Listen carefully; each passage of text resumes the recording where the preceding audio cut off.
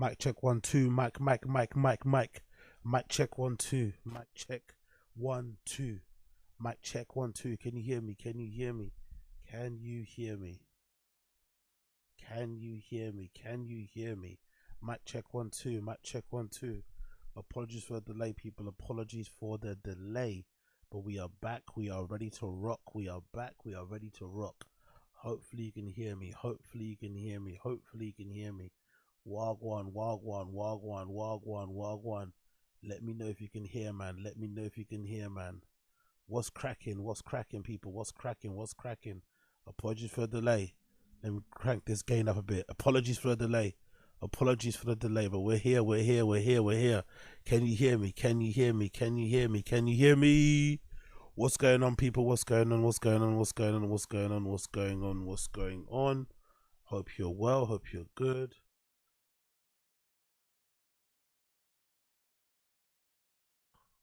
Hope you're well. Hope you're good. Hope you're well. Hope you're good. Hope you are well. Hope you are good. Actually, let me just put a gain on here because I can't. This is a bit mad. Let me put a little gain on here so you can hear me. Can you guys hear me now? Can you hear me? How's that? How's that? How's that? Hello, hello, hello, hello, hello, hello, hello. Hello, hello, hello, hello, hello, hello, hi. Hello, hi, hello, hi. Wagwan, people, wagwan, wagwan, wagwan, wagwan. Big up Young Old Vibes. He ain't coming to pick us up. It's fucking hilarious. McDonald's is cancelled. Nah, I'm here. Wagwan, wagwan, people.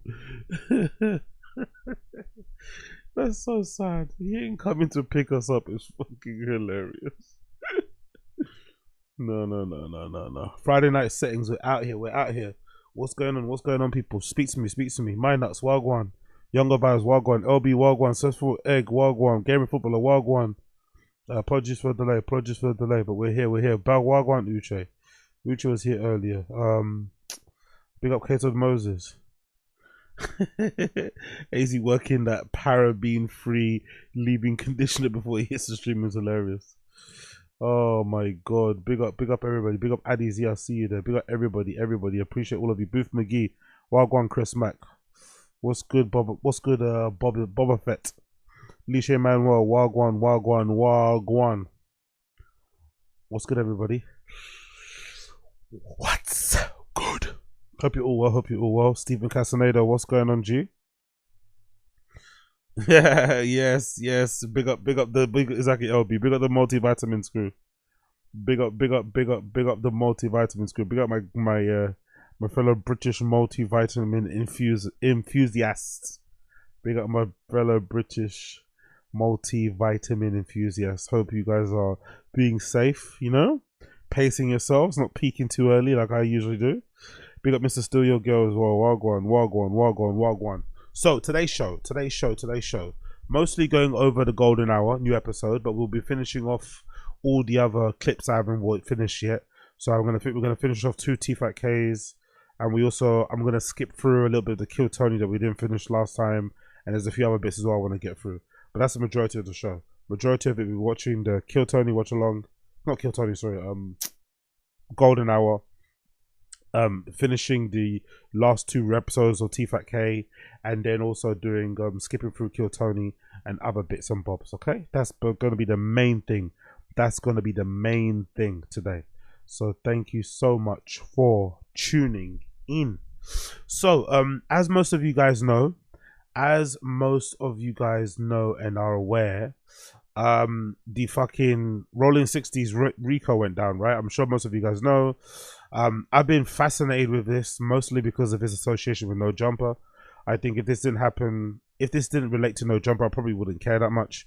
But because of the ongoing conversation that exists around these type of channels like No Jumper, Trap Law Ross, not Trap Law Ross, but let's say Vlad for a comparison's sake, there's an ongoing conversation on the internet that says that these platforms are the feds.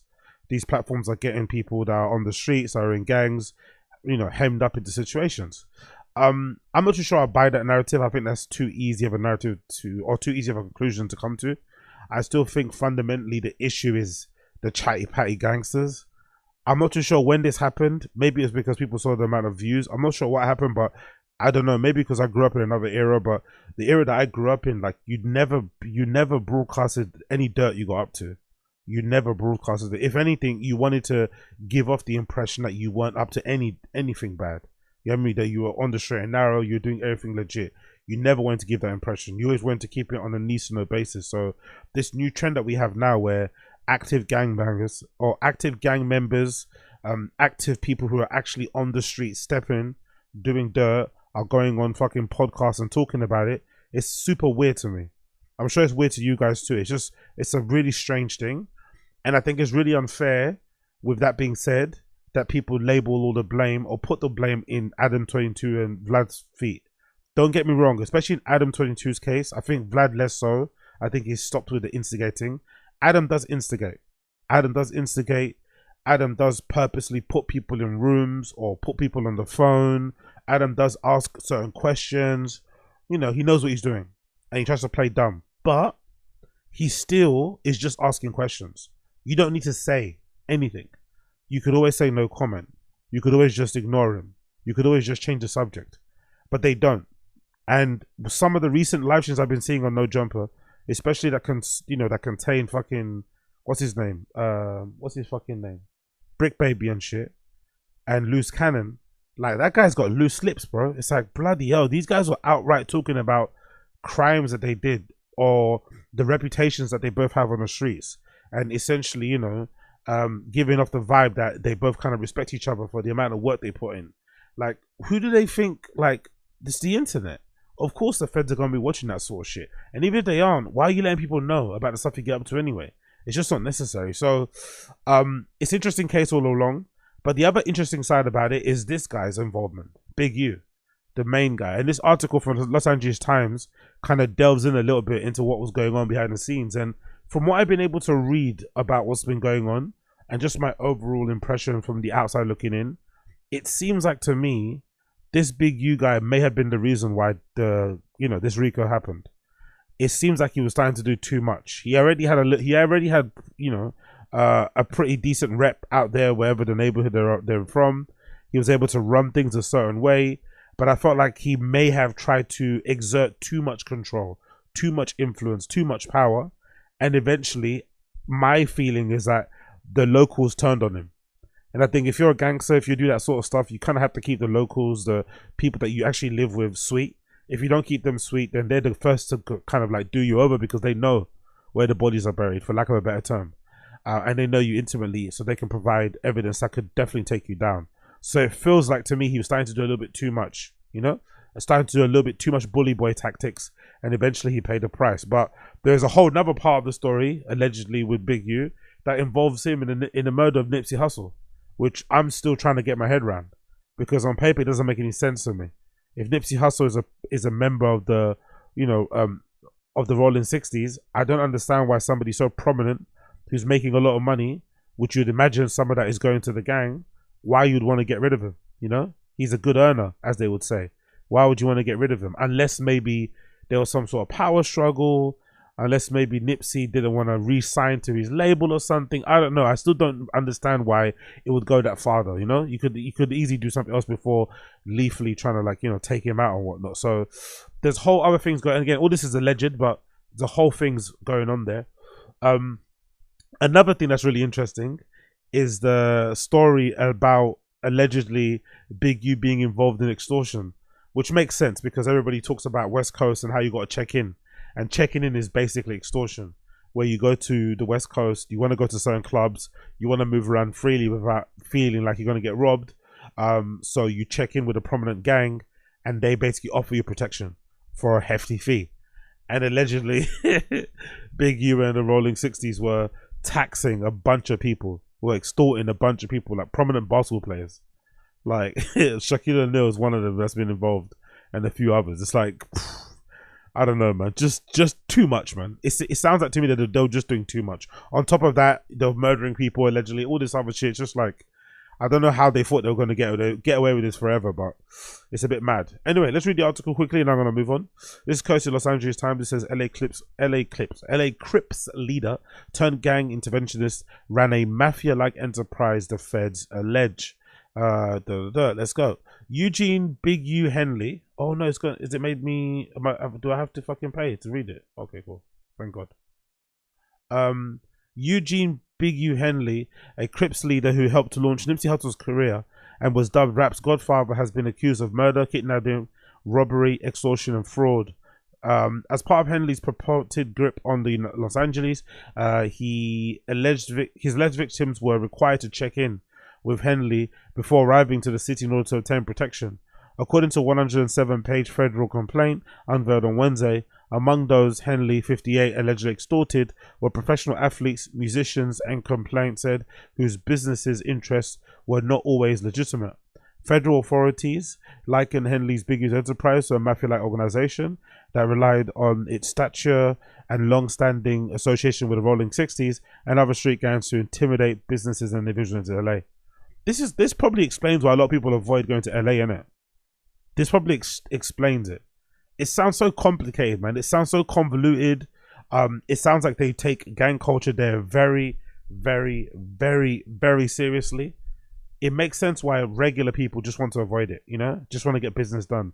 They just stay on the East Coast because there's just too much gang politics involved, and probably just politics in general. In terms of how you move, you know? You have to be really careful, and because these type of people, you can't, like, you know, you can't just say no, you know? You can't just say no. You really can't, because I read a story that was really sad. I read a story that Pop Smoke allegedly checked in like twice or something. According to people on Reddit. Like, Pop Smoke actually checked in. Like, he was down with a certain set. He was, you know, he did what he needed to do to kind of make sure he was safe. And look what happened to him still, you know? RIP Pop Smoke. Let's continue. Authorities on Wednesday morning news conference said Henley was a fugitive, but in the afternoon said that he had already turned himself in after more than a dozen others in custody. Henley has maintained the image of a entertainment industry entrepreneur running a music label and of somebody who gives back to the community here in Los Angeles.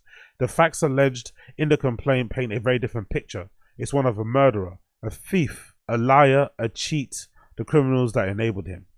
It sounds like they're really trying to damage his reputation. They're really trying to get him out of here, you know, whether it comes to, you know, accusations.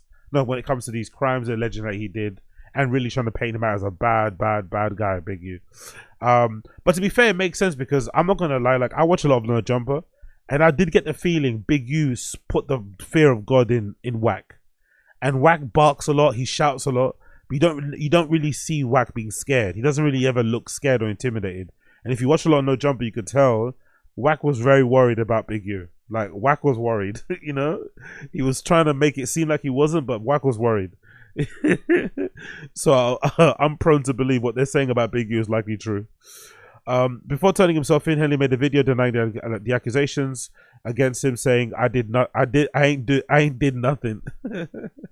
I ain't did nothing, Your Honor, please. I wonder how many times people in the courts have heard that.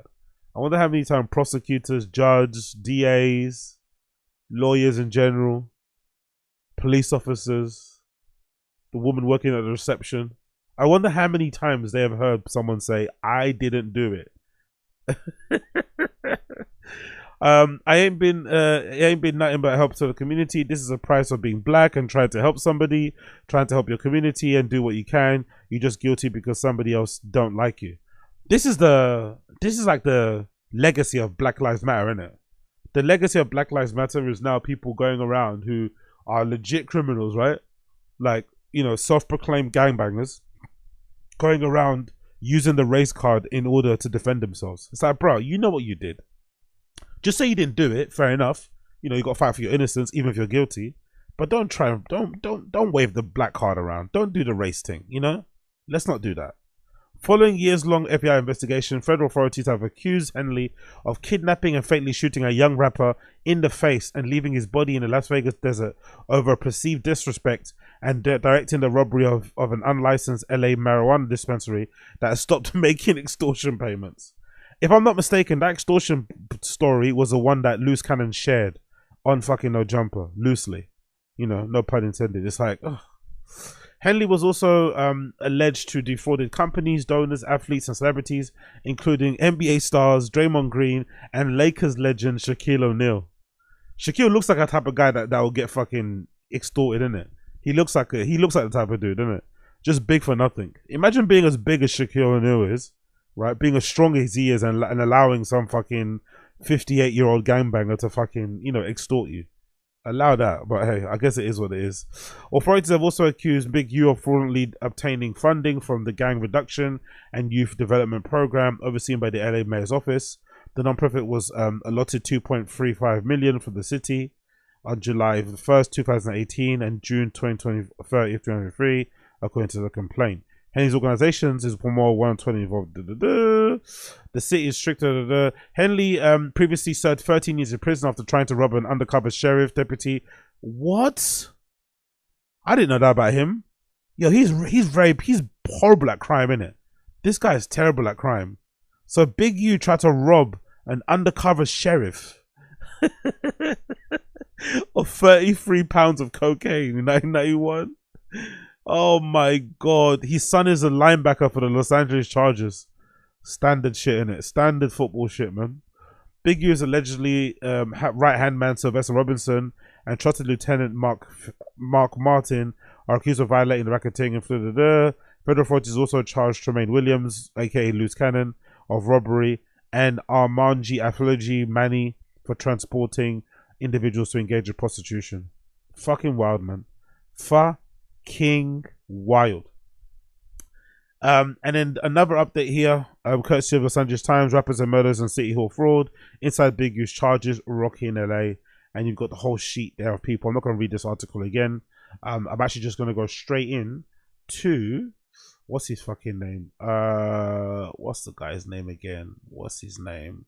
Point and Shoot, who's got a decent video about the whole thing. And then we're going to move on and do the whole golden hour thing. You get me? Where is it? Where is it? Where's Point and Shoot? Is Yellow Pezza? Where is it? Oh, where are you? Where are you, Point and Shoot? Where are you? Where are you? Where are you? Okay, cool. Maybe I took it down. Don't know why I did that for. Anyway, cool. Let's go to Point. Let's find Point and Shoot.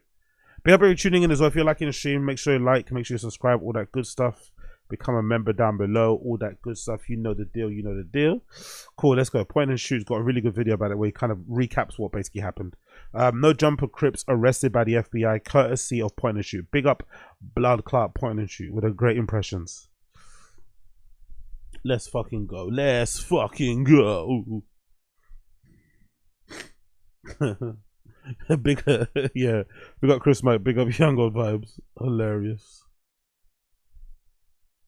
Is it sound? All right, so it does look like Brick Baby and Loose Cannon have been arrested by federal agents as a part of a huge RICO indictment against the Rolling 60s Crips of Los Angeles. And their leader, Big U, Big Eugene Henley, and about 20 other people are also included in this indictment. To announce federal criminal charges against Eugene Henley Jr. It's mad, isn't it? Like, surely there has to be an exit plan, isn't it? At least with Brick Baby, you know, bless the guy. At least Brick Baby was trying. Brick Baby for the last like 2 years has been like, you know, riding for No Jumper. He's been doing his own content. He's got his own channel popping up. So you'd imagine he's probably doing okay in terms of like trying to get away from the streets. But for Big U, like, when is enough enough? Like you've been a certified gangbanger for a while. You're respected, all that good shit. Where's the exit plan? You know, there has to be one, especially with all the charity work he was doing. There was never an end goal to kind of go legit fully. He was always gonna try and do the 1 foot in, 1 foot out. It's like, come on, man, that's not gonna. You know that doesn't end well. He's old enough to know that does not end well. You have to get out before, you know, before the feds come or before you get your head knocked off your shoulders. But he still stayed there, and now you're going to prison, likely gonna face life in your 60s. God damn. Career criminal known as Big U, who used his contacts and leadership role in the Crips criminal street gang. So the person at the center of this whole thing is obviously Big U. Yeah, big up Chris Mack. Yeah, we can check that out after the golden hour, actually. Yeah, I saw that. I saw Toys to try pop that. We'll check that Weinstein one out after we watch the golden hour watch along thing. Person that they're saying is the leader. And for those who don't know, Big U is said to be responsible for the death of Nipsey Hussle. This is what a lot of people are saying. Yeah, big up Ruben Rivera. And it's because he keeps changing his story about the day that Nipsey Hussle died. We actually was on 6th Ave with 100 cars. We got all the streets blocked. We waiting on UK to come out the house. Everybody phone blowing up. Nip got hit. Nip got hit. We flying up there. We fly up there and we see the scene. And then like later on, he would forget he said that, and then he'd go on live on IG and say that he wasn't even in town the day that Nipsey died. Y'all was accusing me of shit that I ain't even do. And what's funny, I wasn't even in town. I'm not gonna lie. I don't know if I would take just him changing his story about where he was when Nipsey died as evidence that he actually was involved in his murder. I wouldn't go that far. I just think this is just like a paranoid, you know, fucking street guy who knows that if he maybe says he was around, it might implicate him in something, you know? But I don't think that's a sign of guilt just because he's changing his story, you know? I don't think so. I've got to see something a bit more horrible because, like I said, I'm still a bit confused why you would take out somebody like Nipsey, even if he's not going to re-sign with you, because if he's making money, you know, if he's making money and he's earning for the gang, then why would you murder him? You know, it doesn't make any sense to me. So figure that one out. But I ain't gonna address this shit. And Nipsey Hussle was signed to Big U, to Big U's record label, and that contract was due to be up, and Nipsey Hussle wasn't going to re-sign. So that provided motive, okay? I signed him to it. It was signed to a 10-year production contract, which Jesus started Christ. in 2009, which would end 2019. Crazy. Yeah, don't get me wrong. Big U doesn't look like a trustworthy dude, right? He's definitely got the eyes of somebody that whatever he says, like it's definitely the opposite, or he's just flat out lying. But I got to see some more. I got to see more. I've got to see more motive, more of a reason. Just, but then again, to be fair, it doesn't make any sense what I'm saying because the crime he's been alleged of, especially the murder, it doesn't sound like there was much motive. According to the, you know, to the court documents that people have read, they're alleging that he killed one of his friends, who was a footballer and a rapper. He allegedly sent this kid over to Las Vegas to go record some music. They had some sort of falling out. The kid goes and records a diss track. Big U hears about the diss track and then kills the kid, allegedly. That's not really, you know, I don't know. To me, that doesn't sound like worthy enough of a, you know, of a infraction. That doesn't sound like a worthy thing to kill somebody over, you know? So if he's willing to kill a kid over a diss track, allegedly, then most likely, you know, Nipsey saying that I'm not going to re-sign a contract could have probably sent this guy over the edge. But hey, RIP Nipsey Hussle, of course, always. Marathon, the marathon continues. Hello. And so Big U, among a bunch of other charges, is being charged with murder of some guy in Vegas also, which we're going to get to later on. But I want to go over these no jumper Crips. What? So Loose Canyon, No jumper Crips. Tremaine Ashley Williams is being charged in violation of Title 18 U.S. Code Section 1951A, which makes it a federal crime to rob businesses. By the way, this guy has already been crazy anyway because I bet you that pastor, whoever that guy was that got beaten at the back of No Jumper, where they rushed him and beat him bloody and blue, he must be doing backflips. He must be so happy because Loose Cannon and his boys just beat those old men up for no reason. It was a random, I think it happened like a few months ago. I think Wack 100 was interviewing some dudes, and for some, I don't know, maybe Wack got the wrong impression of what was said. They went out to the back, and then Loose and allegedly some other guys just beat the absolute piss out of these men who weren't on anything, or just like random dudes just wanted to have an interview. But I guess, you know, they kind of felt there was some disrespect there. Yeah, and I felt sad for him because I think one of the guys was on camera crying, this old man, like, you know, like Big U's age, I think, crying like he didn't do nothing wrong. What? And he talked about this on the No Jumper podcast with the 16 of Nashua, and this is direct evidence. Look at this. We'll go and do something. Oh yeah, true. Big up Ruben Rivera. Yeah, he did. He struck. Yeah, they did. Shoot him on the clothes. Yeah, big up Young Old Vibes. Lock Adam up for being a weirdo. That's the thing. Adam is the one that's allegedly facilitated all this shit, but he's also the one that's likely not to ever see the inside of a cell ever. You know, that's the really sad part about all this stuff.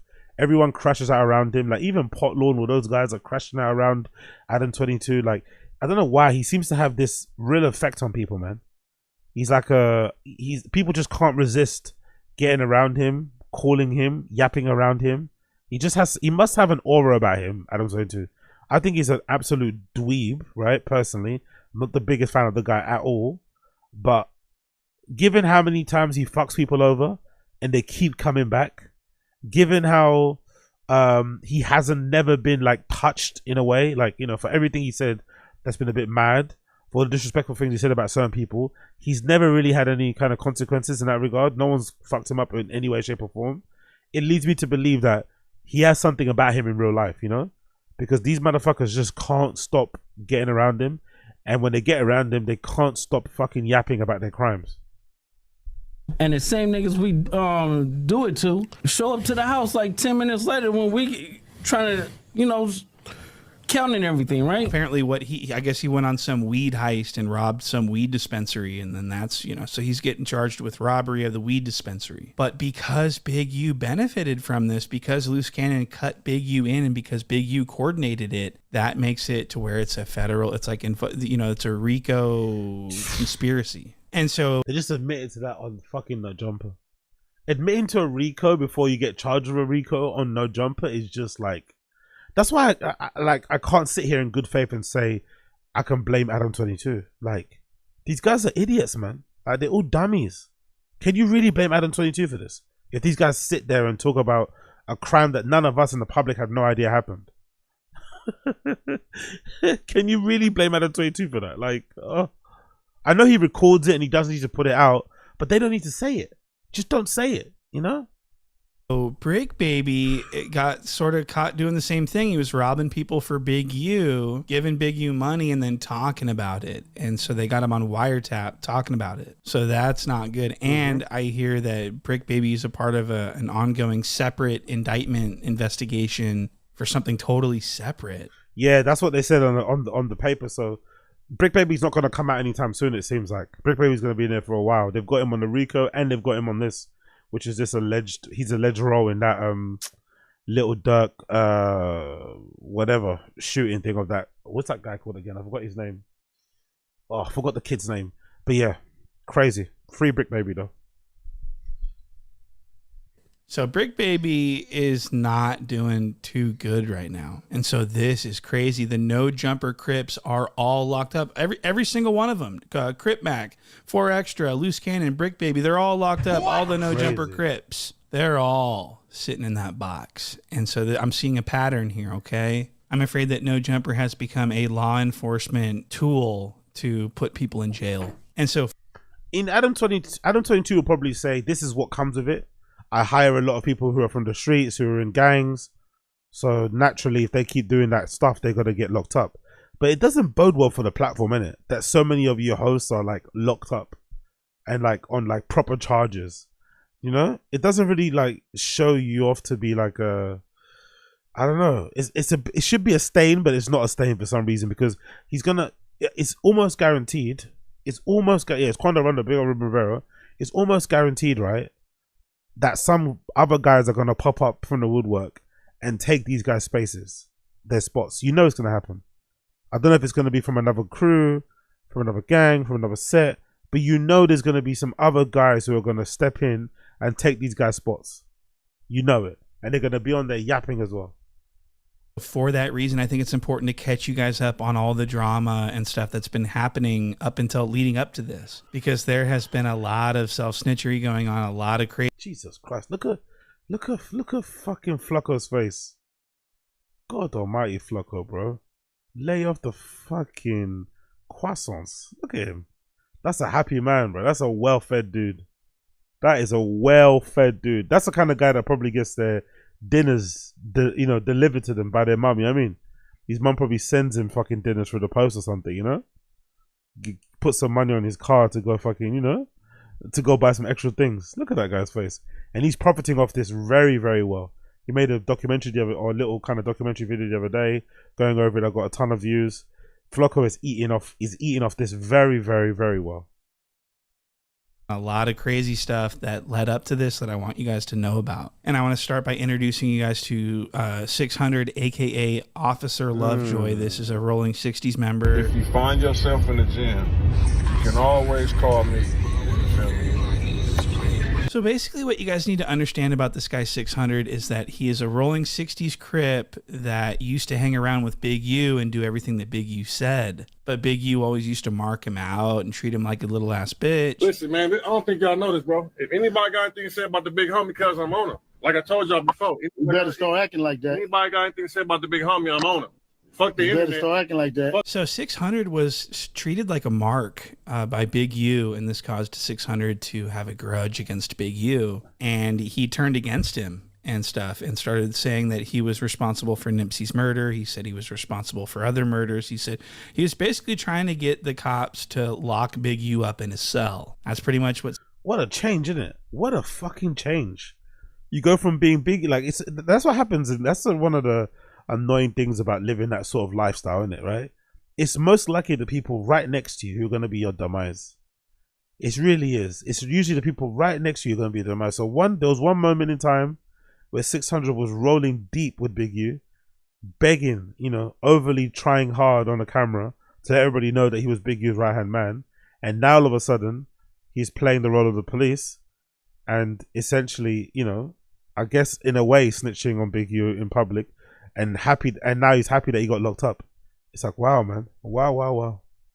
what 600's been trying to do for years now. And that's pretty much all you need to know about 600. Now, Whack 3 Fingers, Whack 100, he doesn't like Big U either because Big U was mean to him and used to mark him out all the time, and we have proof of that. Yo, Whack, what's up with this screenshot that Traplo Ross sent me? Are you begging Big U not to kill you? Jesus Christ. I wonder if this is like a white thing as well, by the way. I don't think a black content creator or whatever could ask this type of question to Whack 100 and not suffer some consequences. I wonder if this is the grace you get. If you're like, you're white in hip hop, you can kind of say this.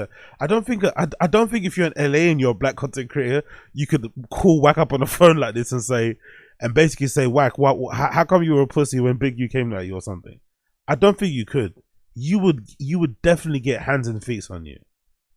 That's the kind of privilege he gets for his skin color, I'm assuming. Because that's a wild question to ask somebody over the phone.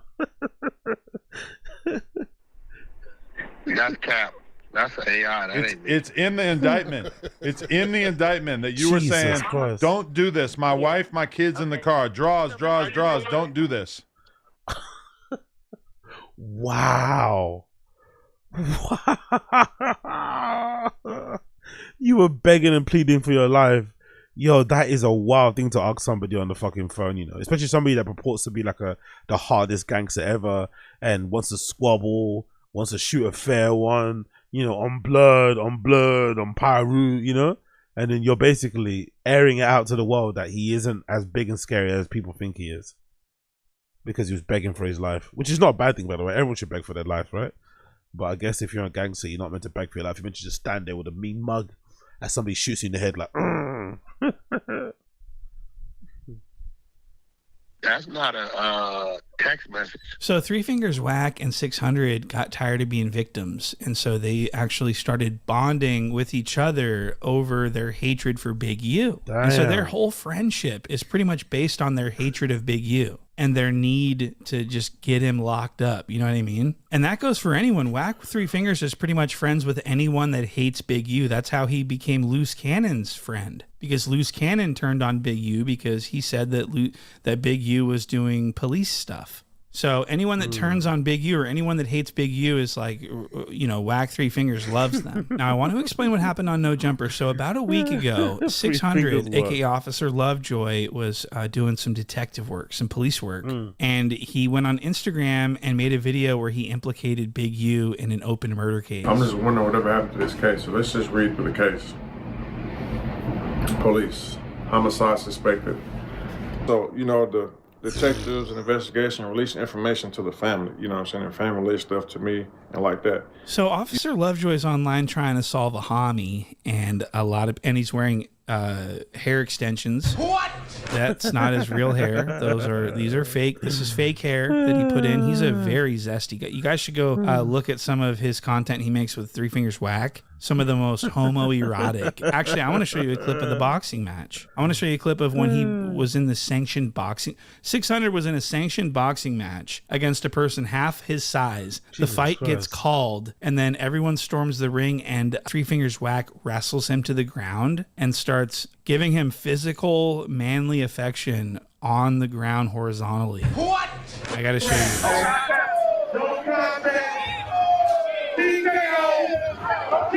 Look at how fucking huge Lovejoy is compared to his opponent that he just beat because his opponent just quit. Yeah, that's a big dude, bro. That's a big dude.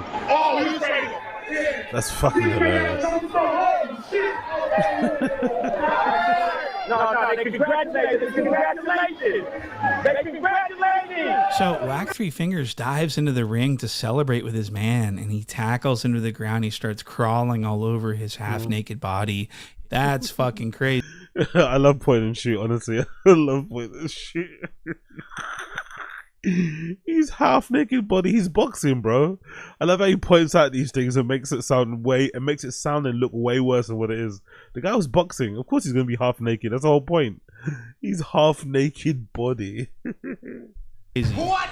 So that's what happened, as you can see in this video. And so it's obvious that Three Fingers Whack loves Officer Lovejoy. Now, I want to play this next clip. This is the 16 of Nashua reacting to Officer Lovejoy doing police activity, even though he's a Crip. And so the 16 is going to start politicking with his Crip homies, and I want to show you this immediately. When I see Lovejoy basically putting a murder on Big U and claiming that he's looking for information about it or whatever, this is very confusing to me. Like, that's the how in any way is this acceptable? Yeah, like, I don't care. So what's Adam trying to say then? What 600 did maybe isn't acceptable, but what's he trying to say? He's trying to say somebody should do something about 600.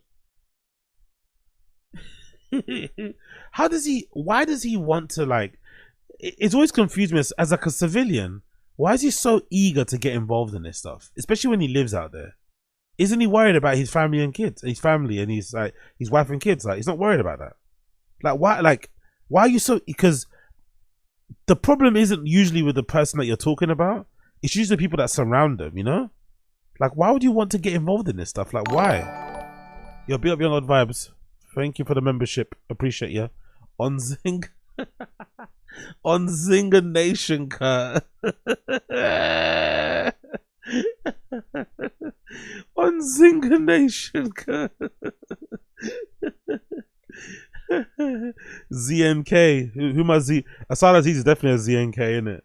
Asad Aziz is definitely a ZNK. There's a couple ZNKs in the chat right now. You guys pretend to be ZNs, but you're really ZNKs. I know it. I fucking know it. Big up Young Odd Vibes. What? Big U, Eugene Henley's DNA came back on her son's fingernails.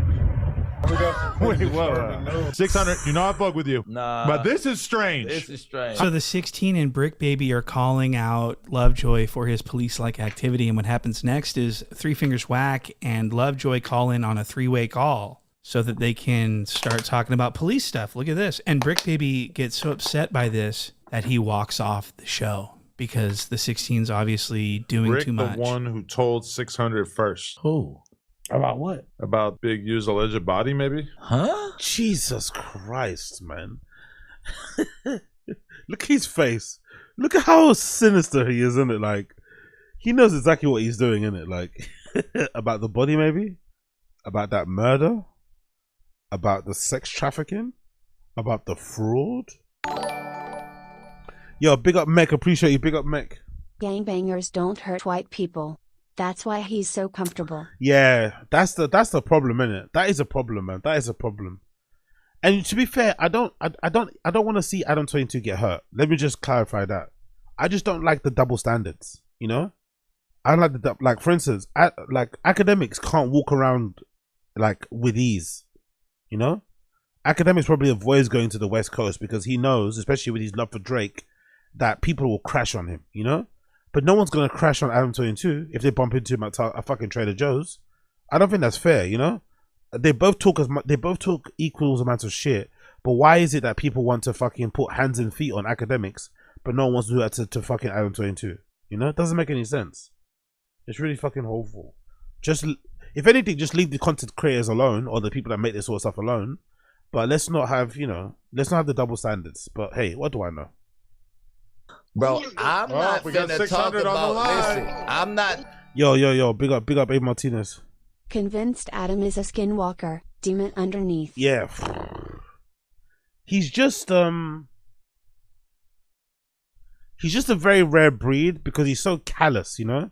Maybe it's that sociopathy. It's like, he's so straight up about the fact that he just uses these guys for content. He doesn't really care about them as people. He antagonizes people on purpose to get them to feud, for the drama, for the clicks, for the views, you know? I think that sort of stuff is quite unsettling because people kind of pretend that they're not, like, you know, I don't know. You kind of pretend you want to do good, you know. You maybe, you know, at least act like it. Adam doesn't at all, you know. He's very clear with his intent. Like, I'm out here to fucking ruffle some feathers and make sure that my fucking AdSense is up, you know, and those monthly views are up. That's all that matters. Views and likes, views and likes, views and likes, or subscribers anyway, whatever. Kind of crazy, especially when you think about how it started, you know. No Jumper for me kind of started with that kind of SoundCloud wave. That's when I remember checking out No Jumper. So mostly for the SoundCloud stuff or SoundCloud rapper interviews, which are really good for the most part, and then some of the podcasts and the you know, whatever else, and the vlogs. Then very, very quickly over time, it turned into a, you know, the #1 podcast for like West Coast gangbanging. Strange. Talking about big. Listen, Adam. I'm finna walk out the door. I'm not talking about no fucking murder case. Wait, I just want to hear. Let's hear what 600 says. I never even knew he died. Till Brick Baby told me that.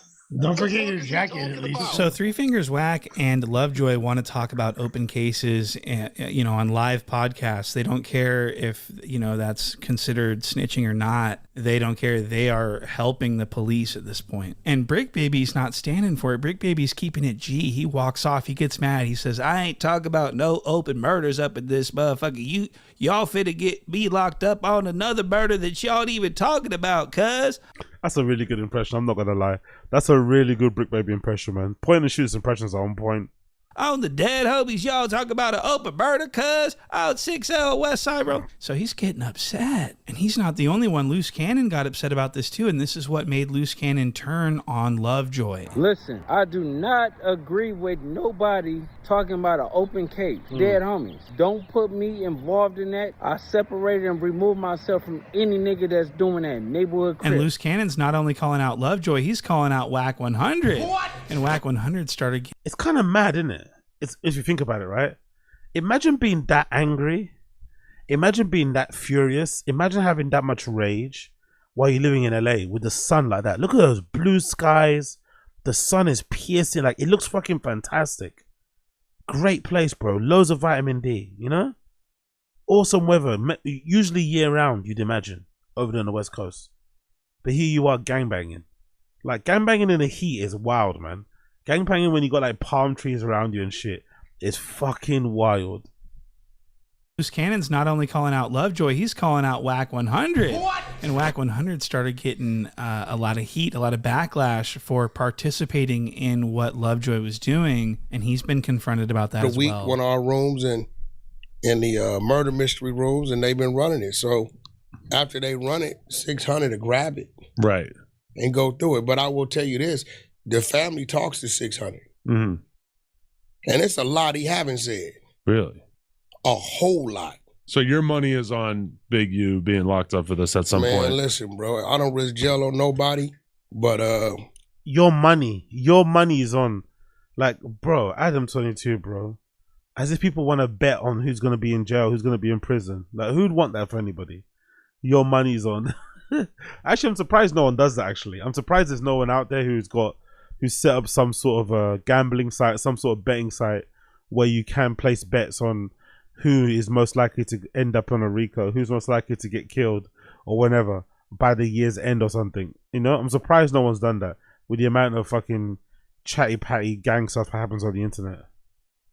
The way this is looking, the way this is going, and listen, he ain't the only one. So Three Fingers Whack was not happy about getting called out by Loose Cannon for participating with Lovejoy in this police activity. And so one day, Loose Cannon decides to fake a police raid, to pretend that he got raided by the police so that he can post footage to the internet to get clout. And so this video posted by his wife to his YouTube channel shows all these cops walking around his neighborhood, and she's saying that it's because of they're there because of Loose. So it was a fake police raid.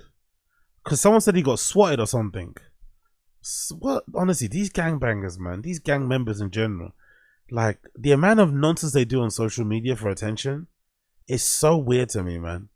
Like, it's so weird how, like, gangbangers have been infected with the fucking viral virus, you know? Like, they're literal clout demons in their own way. It's so strange. Why do you want to attract any unnecessary attention on you?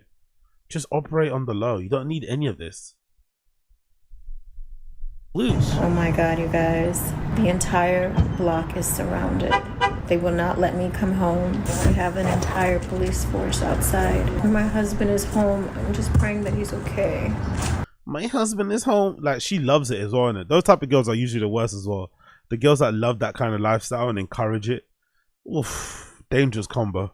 So this sounds pasted on. This audio sounds composited onto the video. It doesn't sound like she's on scene. She sounds like she's in a bathroom if you play that back. So this was fraudulent. They found out, they looked up the real incident that was down the street. It was a hostage situation. And so it became obvious very quickly to everyone, to all the YouTube pages, the blogs, that this...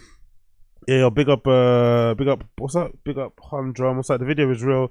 Later on, you can actually see him being arrested and put in the police car. Okay, cool. Was faked. So I want to play you a clip of Loose Cannon explaining exactly what happened, play by play, and this is one of the most amazing lie stories I've ever heard. She see all the cones and everything around there, right? She called me. Big up Chris Mack. Yeah, if only it was that. Big up Chris Mack. If only it was that. If only it was just talking about railing fucking Molly or something. It's not. It's these guys talking about like armed robberies, burglaries, theft, fraud, possible hits. It's like, ay, guys, ay. Like you're saying there's a hostage situation. Baby, they talking about our house. Like, talk to them. I say, but film it just in case I come out the house and they shoot me. Just in case if I walked outside and they pop me and they shoot my baby. You get what I'm saying? So I'm thinking to myself, I'm trying to get ahead of the situation. So get ahead of the situation is walking out of your house with your baby as a human shield. Honestly, I love gangbanger logic, innit? Let me walk out of this house with armed police officers outside holding my baby to make sure I don't get killed. Cool. But let me also put my baby in harm's way. Cool. The negotiator came and was trying to talk to me. They handcuffed me, put me in a car, and they was like, we're going to just check and see if it's a hostage situation. If it's not or whatever like that, we'll let you go. So they had the hostage negotiator on scene before they confirmed that there was, in fact, a hostage situation. What? And so people are telling Whack Three Fingers that Loose Cannon is out here faking police raids, and Whack Three Fingers doesn't defend Loose or say, nah, he ain't, I don't even know that dude. He ain't doing no type of fake nothing like that at all. He didn't say nothing in defense of his friend. He didn't lie for him or anything like that. And so Loose Cannon hears that Whack Three Fingers isn't defending him or is sort of like making fun of him about faking this police raid. So then Loose Cannon starts acting like he is Whack 100's enemy now. But this is where things get a little problematic, because in this next clip, the 16 is going to expose the fact that Loose Cannon and Whack 100 were never enemies. This was another play, another fake situation. Jesus and Christ. wait until you see the motive behind this operation. Look at this. Let me talk. Dugar calls Cap and says, I hope Brick Baby don't fall for that little move that you and Whack pulling, acting like y'all not cool no more. And then Blue says, he will. And then puts a bunch of laughing emojis. Come on, man. These guys, man. Like, I don't know when this started. I don't know who started this trend. But this trend of like doing, yo, big up Angel Angel. Appreciate you. It doesn't say, bro, I watched this on the way home from dropping off my boy at the airport last night. These motherfuckers. Thank God the sheriff is on these bums. Exactly, serial gangsters. 100%, man. It's just, I just don't get this side of it. Big up Angel Angel. I just don't get this side of it. This side, I don't know what happened and where it started, but this new trend of like these guys doing like, you know, content over everything, COE type shit, where they create like fake drama, fake beef for the clicks and for the views. I don't know who did it first, if it was the community guys or Ace Boys or Pun. I don't know who started it, but I fucking hate it. I hate this new trend they're doing where they ham up arguments and stuff just for the clicks, just for the views. It's like, what is this like a reality TV, like, you know, reality TV type shit? Like, what are you guys doing, man? Have some shame, have some pride, like, God almighty. What do you take that as? What? So this is all part of a bigger play. No, but they're not even. There's and no that's a tension. private conversation with a dude that you don't even know that well, where you're basically telling them that this is all a play to line Brick up. Big up Young Old Vibes, Single Street only where DH Gate, Balenciaga, and deals in. Yeah, I got 2 for 5, 2 for 5, 2 for 5.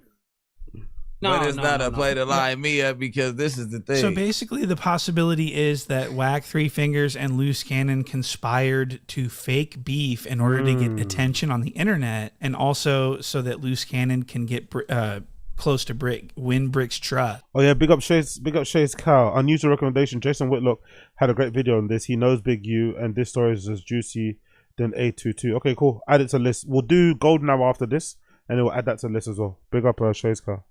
So that they can become fake friends so that they can line him up. That's kind of diabolical, okay? Because you have these two Crips that are enemies that don't like each other, that are always threatening each other on the internet until now. Now they're on this podcast together talking about all this crazy shit. And then Whack 3 Fingers is calling in and everything else. And this is where I think the feds just said, you know what? We got to take them down now. What? This is, you know what I mean? This is insane. This is a crazy thing that we're witnessing. I mean, everyone knows that the feds are watching No Jumper, so for them to be doing this is just insane. And so this next clip is crazy. This is where, but I don't think they knew though. That's why I'm gonna push back. I don't think they knew the feds were watching. I don't believe they knew. I think that's why they were being so loose and they were being so free what they were saying. I think they thought they could get away with it, or that if they were talking enough code, if they would say things, you know, if they'd beat around the bush and be as vague as possible, that the police wouldn't, you know, or the feds wouldn't clock onto what they were doing. But I don't think they knew they were being watched. I don't think so. Brick Baby says that he's not worried about getting lined up by Loose Cannon because he's got a slam on him. This is the thing. Anytime that me and Loose meet each other, we both ready to meet each other, obviously. So you get what I'm saying? It ain't even no shot of a doubt about that. And then it's like, look, check it out. So Brick look at Lush. Look at Lush. Look how scared Lush gets. Look at Lush. Look at how worried Lush is when he hears that. You're like, what?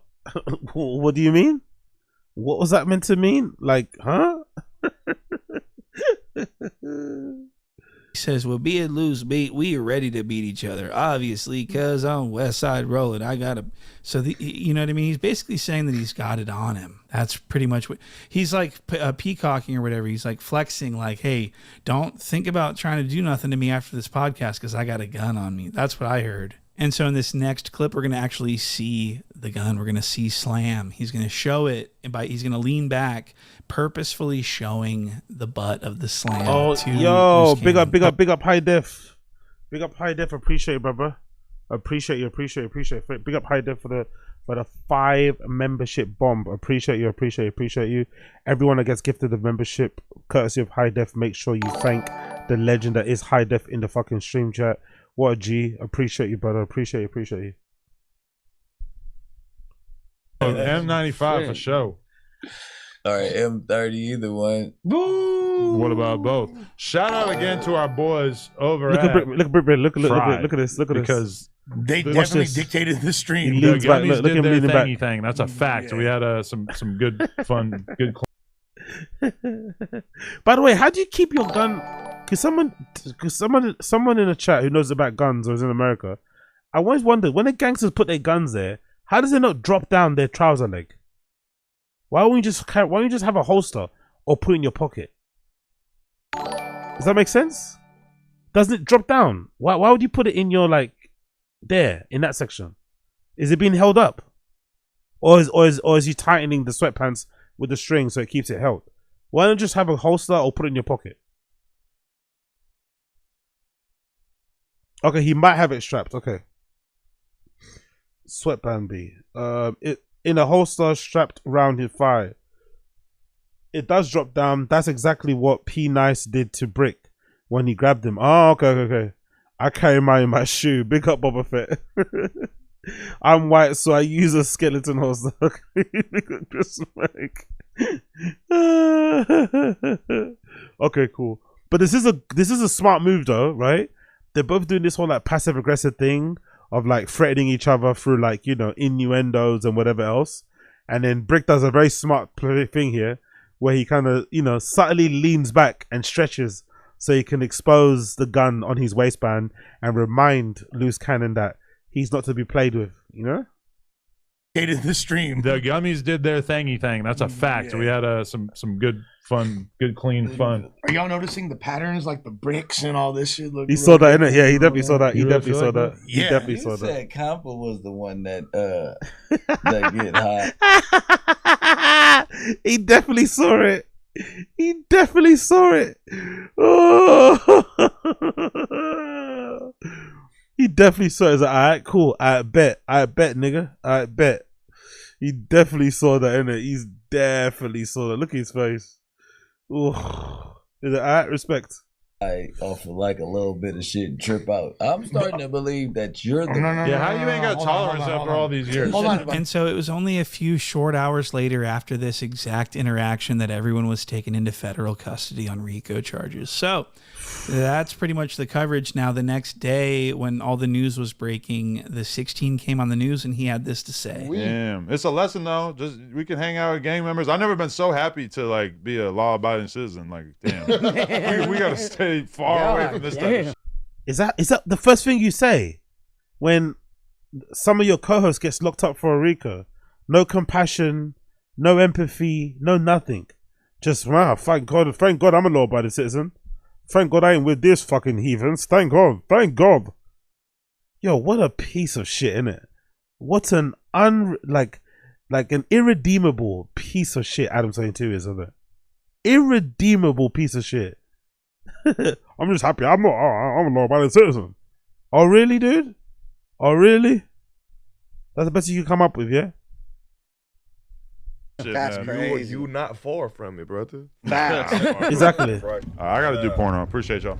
I slide by the boy house. So at this, Big up all my suspect, by the way. Big up all my suspect. That was fucking true.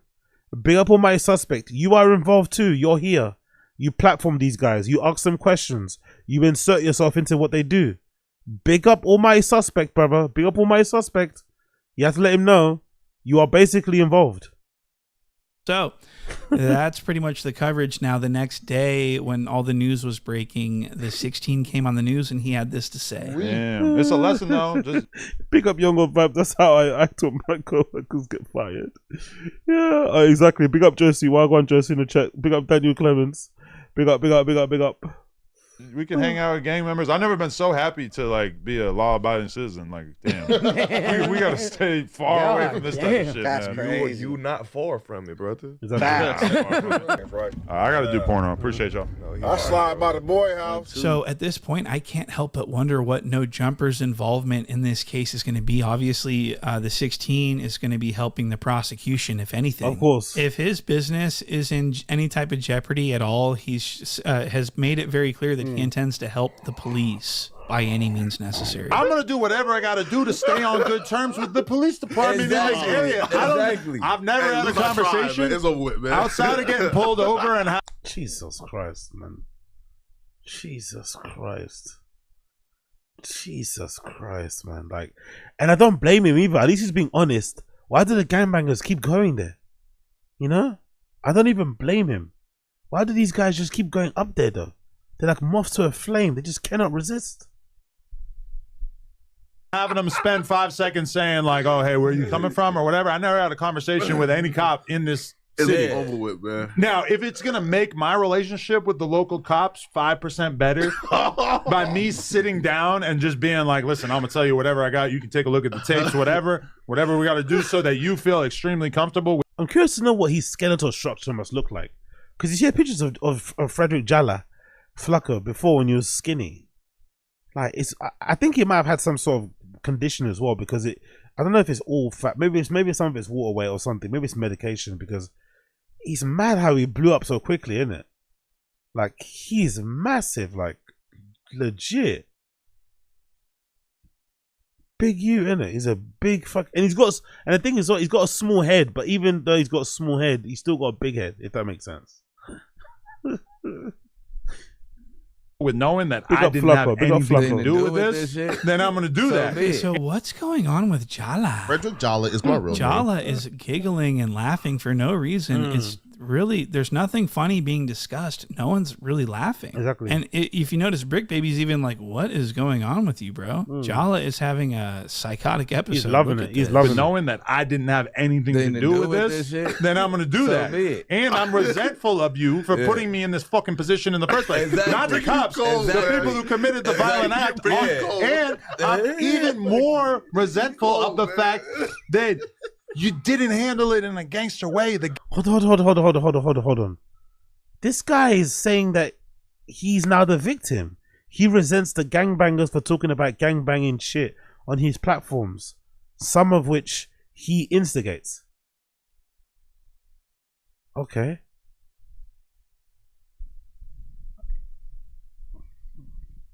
Gangster way to do it is to do it, and then you go to every single one of your homies, say, delete that fucking footage, delete that. So Jala's just sitting here cackling away like Joker. What? You know, this is really bizarre. It's disturbing. Yo, big up NJ Ranger. I appreciate it, bro. Fat base turd Fred Jolliffe court jester SMH, man face bombing emoji. Yeah, he's an interesting one, man. He's an interesting one. To be fair, he stays inside, so he kind of avoids a lot of issues, and he goes to the studio at set times, so he knows how to, I think he knows how to move correctly. He doesn't really go to parties and stuff anymore, or at all. But yeah, he's an interesting one. How he's been able to move around based on some of the things that he's been saying as well on social media and his YouTube channel. It's kind of wild, man. It's kind of wild. But hey, it works for him. Again, I just don't understand why they get themselves involved. I know it gets clicks and stuff, but having to look over your shoulder for the rest of your life because you love to actively take part in talking about all this shit, but then you also hate gangbangers and want them all to be arrested. It's like, oh, I don't know. Not the kind of life that I'd like to live, but you know, maybe we're all different in that respect. Disturbing, to say the least. But yeah, he's just sitting there laughing like a fucking, you know, this is crazy. And I wonder how excited Jala is about this whole thing. This is probably, this whole indictment to Jala is the gift of 1,000 Christmases. 100%. This is what he loves when gang members go to jail so that he can profit off them. It's time to make a solid $1,000 or some gang. You feel me? Right, listen. And they gonna get your ass, man. That nigga whole ass just came out. Y'all crazy. This nigga got a... Did that get on camera? Wow, bro. For a big guy, he's got a really flat ass, isn't it? There's hardly anything there, isn't it?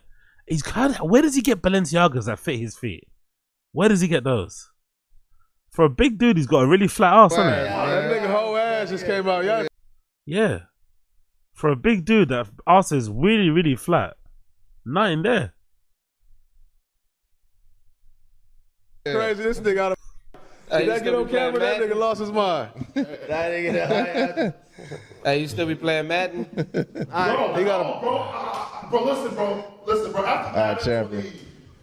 Or I try to call football shit, and then I tell him to do Madden, bro. That shit just act. Okay. It's shot my hand already, nigga. Wait, listen, you suck though, right? Or you play holes. No, or that was broadcasting. Yeah. Okay, you are updated. You updated. Which I go. Yo, big up Mech. Appreciate it, brother. Get the likes up, family. Yes. Get the likes up for the family. Get the likes up for the family. Friday night settings, random show. Big up everybody tuning in. Appreciate you all. Play.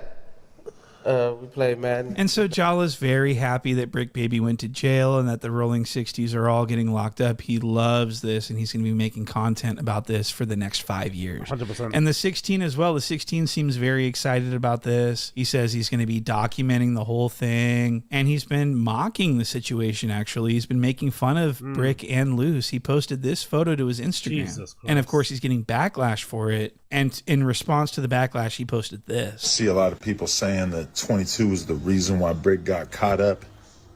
Fuck out of here. 22, you know what I do.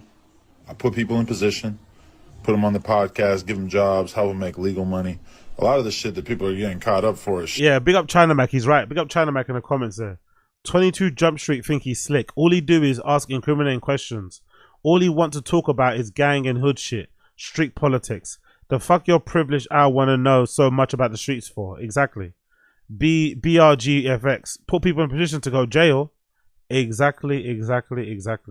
Bro let his wife get destroyed by BBC, by the way. Internet's never gonna let him forget that.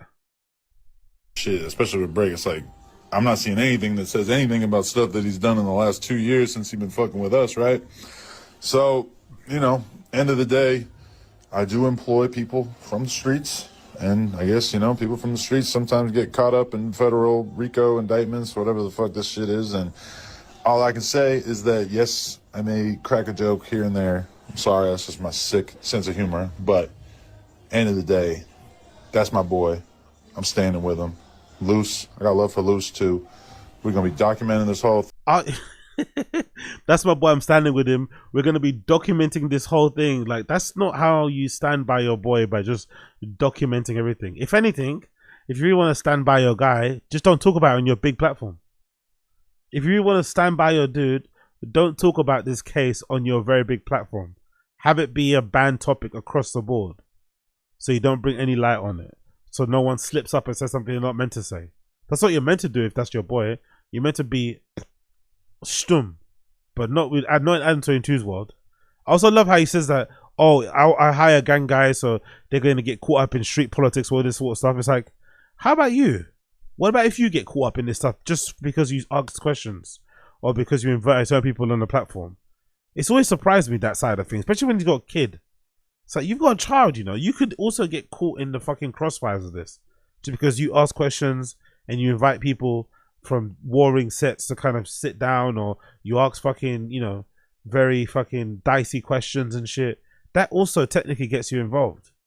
So it's interesting how he thinks everybody else has to suffer the consequences for it, but not him. I don't want him to suffer consequences for it, but it's just, this guy's playing with fire, I think, but I could be wrong. Thing, helping them along the way, whatever it is. So anybody acting like this is because of No Jumper? No, No Jumper was the antidote to this bullshit. Okay, so it's not even open for discussion at this point. No Jumper is being used by the feds in these cases. I don't know what this, so it just escaped the 16's attention that he's platforming these people to talk about what they've done in the streets. He's asking them all the time, so were you involved in the shooting? This is his entire thing. How could he sit there and say, look, I'm trying to take people out of that? Then why is your entire brand based around their gang life? And what is the point of even hiring gang members on a podcast unless you want them to talk about what they're doing in the streets or what they've done in the streets? So this can be directly, I mean, this is, so for the 16 to say that he has no fault in any of this, he does. What? So thank you guys for watching this video. Make sure to check out. Big up Point and Shoot. Big up Point and Shoot. Make sure to subscribe and check out his channel. Make sure you subscribe and check out his channel. He always does good stuff. So big up Point and Shoot. You see his channel there. You know what he's on. You know what he's on. Check out the blood clot Point and Shoot. So let's go on to the golden hour. Let's go on to the golden hour. What you've come here for. The golden hour episode number 124. We haven't watched one of these in a long time. They're usually not the greatest to watch along and react to, but let's see. Maybe they will surprise us today. Golden Hour episode number 124, direct line to What's Funny, featuring Brendan, Chris, and Eric. Let's go.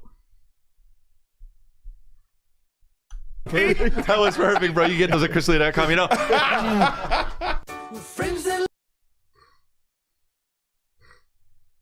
Okay, with friends in love. Is it gonna play? What's happening there? Laugh. We're friends that shout. Sometimes we don't know what we're talking about, but that won't stop us. Nothing can stop. The best thing about this show is the intro, you know. It's a very, oddly enough, it sounds like a very well-produced intro music jingle for the show. Not too sure whose idea it was. Maybe because it's when they had really lofty ideas for the show. Because the actual intro makes it looks like it's a better show than what it is. But when it starts, it's just three guys sitting on a table talking to microphones, you know. But the intro is actually pretty decent.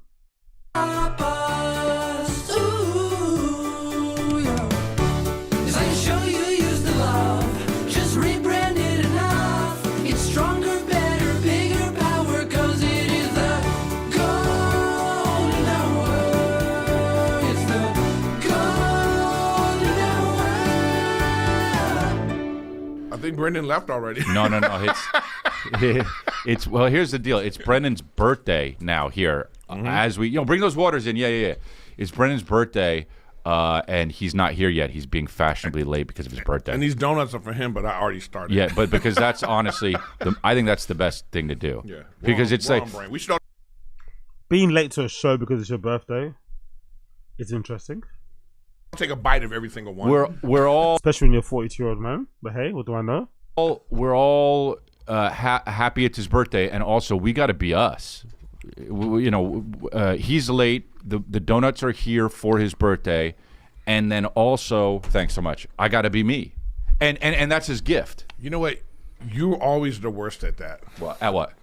I remember we used to go to 101. Yeah. You'd be like, okay, we'll meet at 101. Mm-hmm. I get there. I'm done. You're already like on the last bite of your meal. Mm-hmm. You know how rude that is? It's not, because I'll wait till you're done. I'll chill. I want to eat with you. Yeah. I don't want to be eating it. No surprise that Chris is a diddler, isn't it? No surprise he's a diddler. The type of person that you agree to meet him somewhere for dinner, you get there and he's already ordered and he's already eating. Who does that? Like, who does that? And you're staring at me. That's rude, man. Yeah. You were rude back then. Is it rude, though? I think. Yes, it is. Let's take a poll. Nick, poll. Yeah, I know people think that's rude. But I don't. I guess I feel like I understand. Of course you don't. Yeah. Because then you'd really be a monster. Yeah, big up Mr. Bob. I hope that's not true. But from what I read online, it's seeming like it to be the case. But I hope it's not the case. But, you know, R.I.P. Nipsey Hussle, same way. You knew you were being rude. I'm a trendsetter, though. Like, I want to change the culture in that way. Eat, how? Eat when you want. Sit the whole time till everybody's done. I showed up first. You didn't show up. I'm fucking hungry, bro. Oh, my God. Do you do that for Thanksgiving? No, that's a different story. Oh, why is it different? Because it's a holiday, dude. They killed a bunch of Indians. Dude, bring up my website. Look at it. It's new. Oh, no, but look at it. It's new. Bring up my website. I want to show you. You have a new website? Okay, now I'm really. What is this show, bro? They got nothing to talk about, innit? Legitimately nothing to talk about. They're bringing up their own sites. Love it. Gotta love it. They got to get my shit together. Because mine was 10 years old. Oh. Actually, I listened to a recent episode of Eric Griffin's podcast, like a fucking idiot, and he was actually complaining about his website, saying that it wasn't good enough and he needs to invest some money into it. So, I'm sure this is gonna hurt his soul to see Chris has spent all this money on his site. Oh, ooh, that's not your best picture. Yeah, it is though, because look at this. Here we go.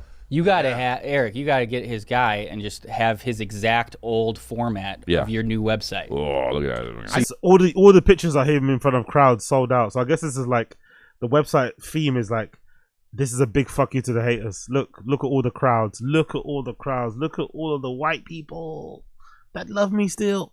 But yeah, I guess that's the point of the website. Hey, look at me. I still sell out shows, which is still impressive to be fair, even though he's a diddler, that he has still such a loyal fan base. But yeah, there's his website, I guess. You're always 5 years. You know behind. what I'm gonna do? I'm just gonna copy this directly. Go down. And I'm gonna just put my. It's gonna look exactly. Yeah, that's the same. fine. Even have me on it. Portland, Oregon, I'll be there. Cranston, Rhode Island. Portland, Maine. Who's your guy? Casper, I'll set you up. Cheyenne, Wyoming. Denver, Colorado. New York, Boston, Savannah, Georgia, Atlanta, Winnipeg, Regina, and then the south of Florida. Of course, this is a good. bunch of places. Go to chrisleah.com to see me live. It's fun, man. I've been having a lot of fun on stage. I've been saying. I'm even going to Huntsville, Alabama. You ever been to that Huntsville, Alabama? No, we don't care. Let's fast forward a little bit, please. Don't talk about your dates. Just Friday, and then let's see, and then April. I'm out all month. So Hyenas. Look at Eric's site.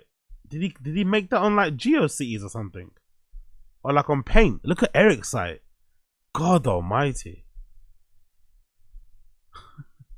I love how the picture Eric's got of him on the site is of him screaming, him being moody and angry. It sets the tone, in it. That picture of him sets the tone. He's moody, he's angry, he's always fucking complaining. That's a fucking good picture for him. In Albuquerque, 4th and 5th, and then the Mothership, 11th through the 13th, and then Kansas City. Chris D'Elia's reaction when he heard the Mothership. Chris D'Elia's reaction when he heard Eric Griffin say he's doing a Mothership residency. Look at his face. He couldn't hide it. He couldn't hide the disdain. And then the Mothership, 11th through the 13th, and then again. He's like, again. Is that like the second time? His face couldn't help it. That was so good. 4th and 5th, and then the mothership 11th through the 13th, and then Kansas City 17th through the 19th, and then Laughs in Seattle. Woo! Look at April's your gonna be hot. look at your website there. I made it myself. Okay. Okay. Yeah, we can tell. We can tell. So take mine. I made it myself. So take mine away. I want to see like a whole page of Eric's website here. Take mine away. Okay. Jesus Christ. What? Okay. What is that? Oh, what is that on the right? Those are your dates. You can put a Google Calendar there. I got it. So got it makes it okay. simple. Okay. Fair enough. Yeah, sure. But I also have it where you can get the links and stuff when you go to schedule. This guy. Boom, baby. But I gotta add. I mean, that's easy to see right there. Yeah, I mean, thank you. Yeah. Okay. So you made it yourself. Yeah. How long does it take? Oh, I did this a long time ago. No, I know, but you're constantly updating the. No, that's easy. Oh. This part's easy. But you know what you know what's crazy right now is these. I love that blue. This particular. I know you don't. You piece of shit. The particular app, they have an AI now. Where you just go. You go, what kind of website do you want? You go. I'm a comedian, and boom, boom, boom, and then they put together a website for you. So I just haven't. I need to like do it, but then I have to like do all this shit, and I haven't done it yet. But I'm gonna do that. So now I have a question. What's 4 tickets, and then you have 3 comedy clubs right there? What happened? On the top there, what is that? That's just tickets for any show that even you're not on, or what? Yeah, because I do so many shows. Got it. Okay, because you'll be there a lot. I'll be there a lot. So people are always like, when are you going to be? I go, well, just go to those. I got it. Okay, cool. That's funny. All right, cool. In L.A. All right, yeah. Well, so honestly, it's kind of impressive you made that. Freaking Nick over here, I don't know why you didn't just ask me to get you in. I would have got you in. It's a pain in the ass. It's not. It's not. It's not. But hold on. So you and then I asked. And then I told him too. I said, when you get here, tell me, because I would have got you out of the line easy, bro. Yeah, and just brought you inside. It's real easy. Did we say what this was? The goddamn comedy jam? Can, well, either way, it's like whatever. No, the goddamn comedy. The goddamn comedy jam is the show where comics go up and they do some stand up and then they also sing. Yes, and most people go. No, I don't. No, it's not that I hate it. That sounds like a nightmare. I'm not gonna lie. That sounds like a fucking horror. Imagine having to listen to a comedian not only tell their shitty jokes, but also try and sing. I couldn't think of a worse thing. The only way it would make sense, that sort of a night out, is if you ended up there after like staff drinks, You're out already and you just stumbled into a club. But to buy tickets beforehand and go there with the sole intention of seeing stand-up comedians tell jokes and sing and dance, no thank you. Josh Adam Myers, God bless. Oh, the show's great. I'm happy for it. I don't understand. I do not understand. Chris, shut your face right now. Yeah, you just said that. Just big up God's favorite. Josh Adam Myers is atrocious. Atrocious. Big up Josie. Sometimes they can't sing, but they get really into it, and it becomes a performance. It can be good. I'm sure it can be good, but I would prefer not to go. I'm sure it can be good. I'm sure if I was lubricated enough, I was in the right jolly mood, I'm sure I could have fun at a fucking comedy. What's that? Goddamn comedy jam. But on paper, it sounds pretty awful. It sounds pretty awful. I'm not gonna lie. Listen to me. What? If you did the goddamn comedy jam, you would have so much fun. First of all, you'd be bitching about, I don't want to do this. But then you'd be up there, you'd do a stat, people would be like, oh, I love this. And then you'd be able to sing some song. But I resent that afterwards that I had fun.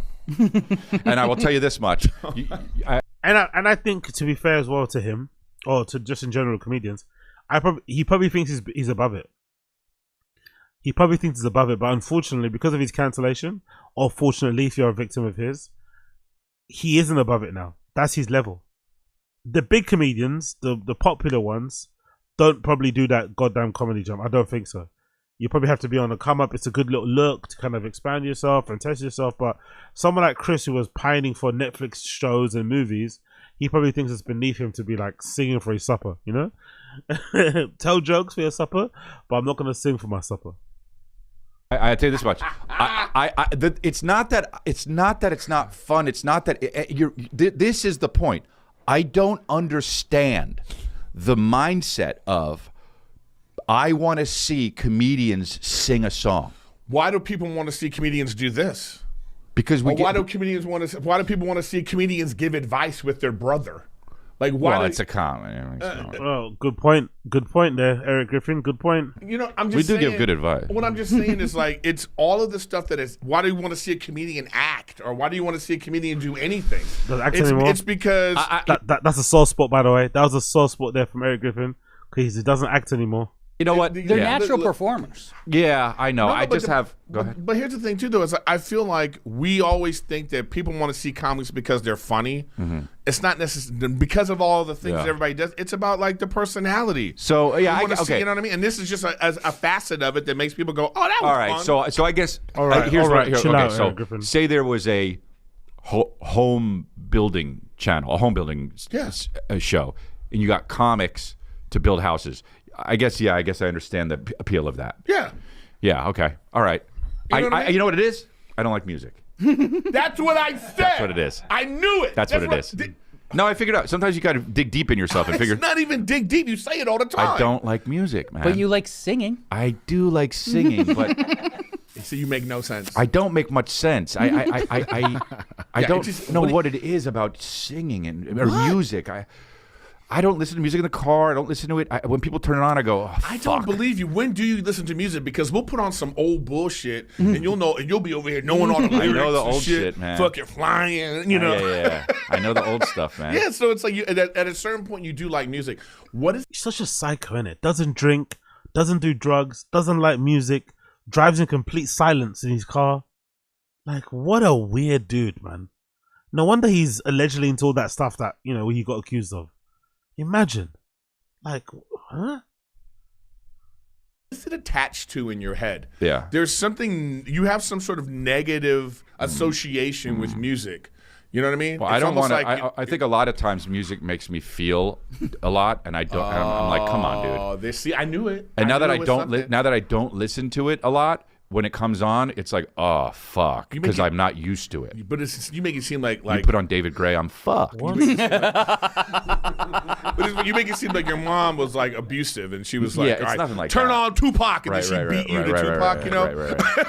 Put on Dave Matthews, blam, blam, blam, blam, blam, blam. See, and the fact that you know Dave Matthews like that is why. You got to know your enemy. But you got to know your enemy. But I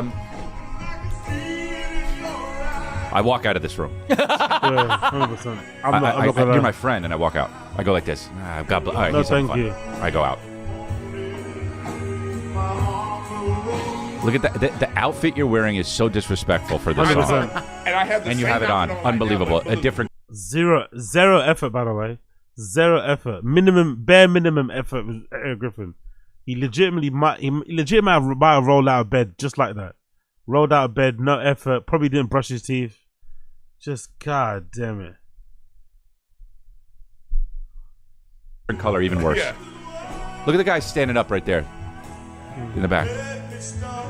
And then I did a melody, Chin. Check it out. Oh, shut up. They're playing the whole thing, by the way. This is so cringe. What did he do? This is so cringe, all bro. night. Oh, you do 2 songs? I just happened to do this because Josh Adam Myers, I fuck with him. Yeah. No, what happens is this.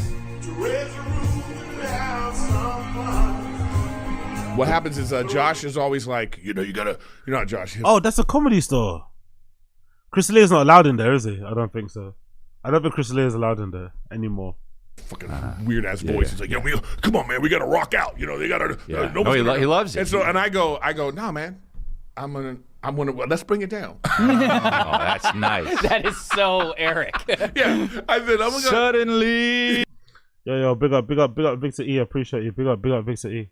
Life has its meaning to me. I'm gonna tell you something right now. It always smashes. I'm not saying it doesn't. Look at this. This is great. The DM. Somebody sent me that. Zalia's seething right now, and that made me. As in the group chat, you were seething. Yes, I was, and that made me really proud that person knows what's up, dude. Did you? Oh, wait? Did I send that thing that the guy made a song of? Yeah.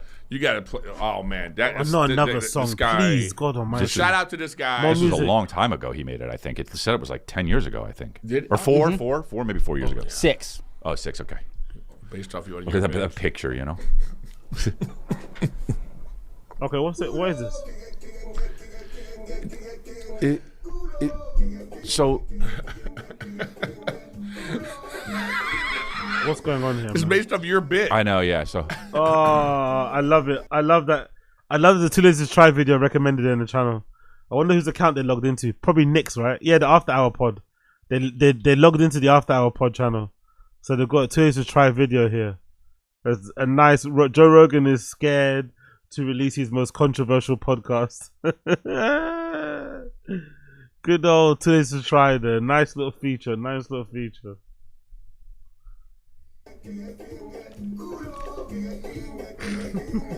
So, but then there's My favorite part's coming up. that's kind of nice. That's kind of nice. You should come out to this. Oh, fuck off. Go away, go away, go away, go away, go away.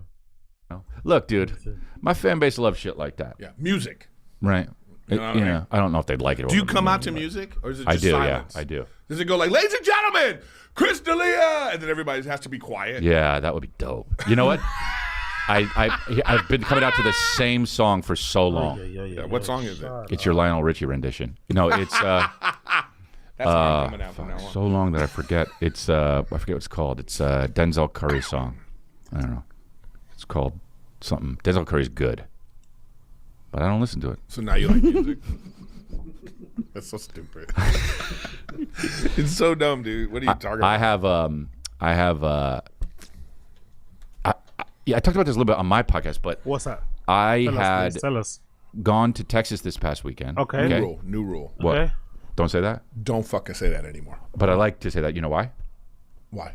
Because if you want to hear more in-depth review of this scenario, Then you let the you just said to our audience, Oh, hey, God I'm almighty. half-assing right now. No. And I'm gonna just give you a little taste to preview to go to the other one. it's not true because this podcast doesn't call for This is a great in-depth conversation. shit like that. This Great podcast calls for conversation. banter, Super funny conversation, by the way. and silliness between me and you. If you want to learn about my trip, go to congratulations.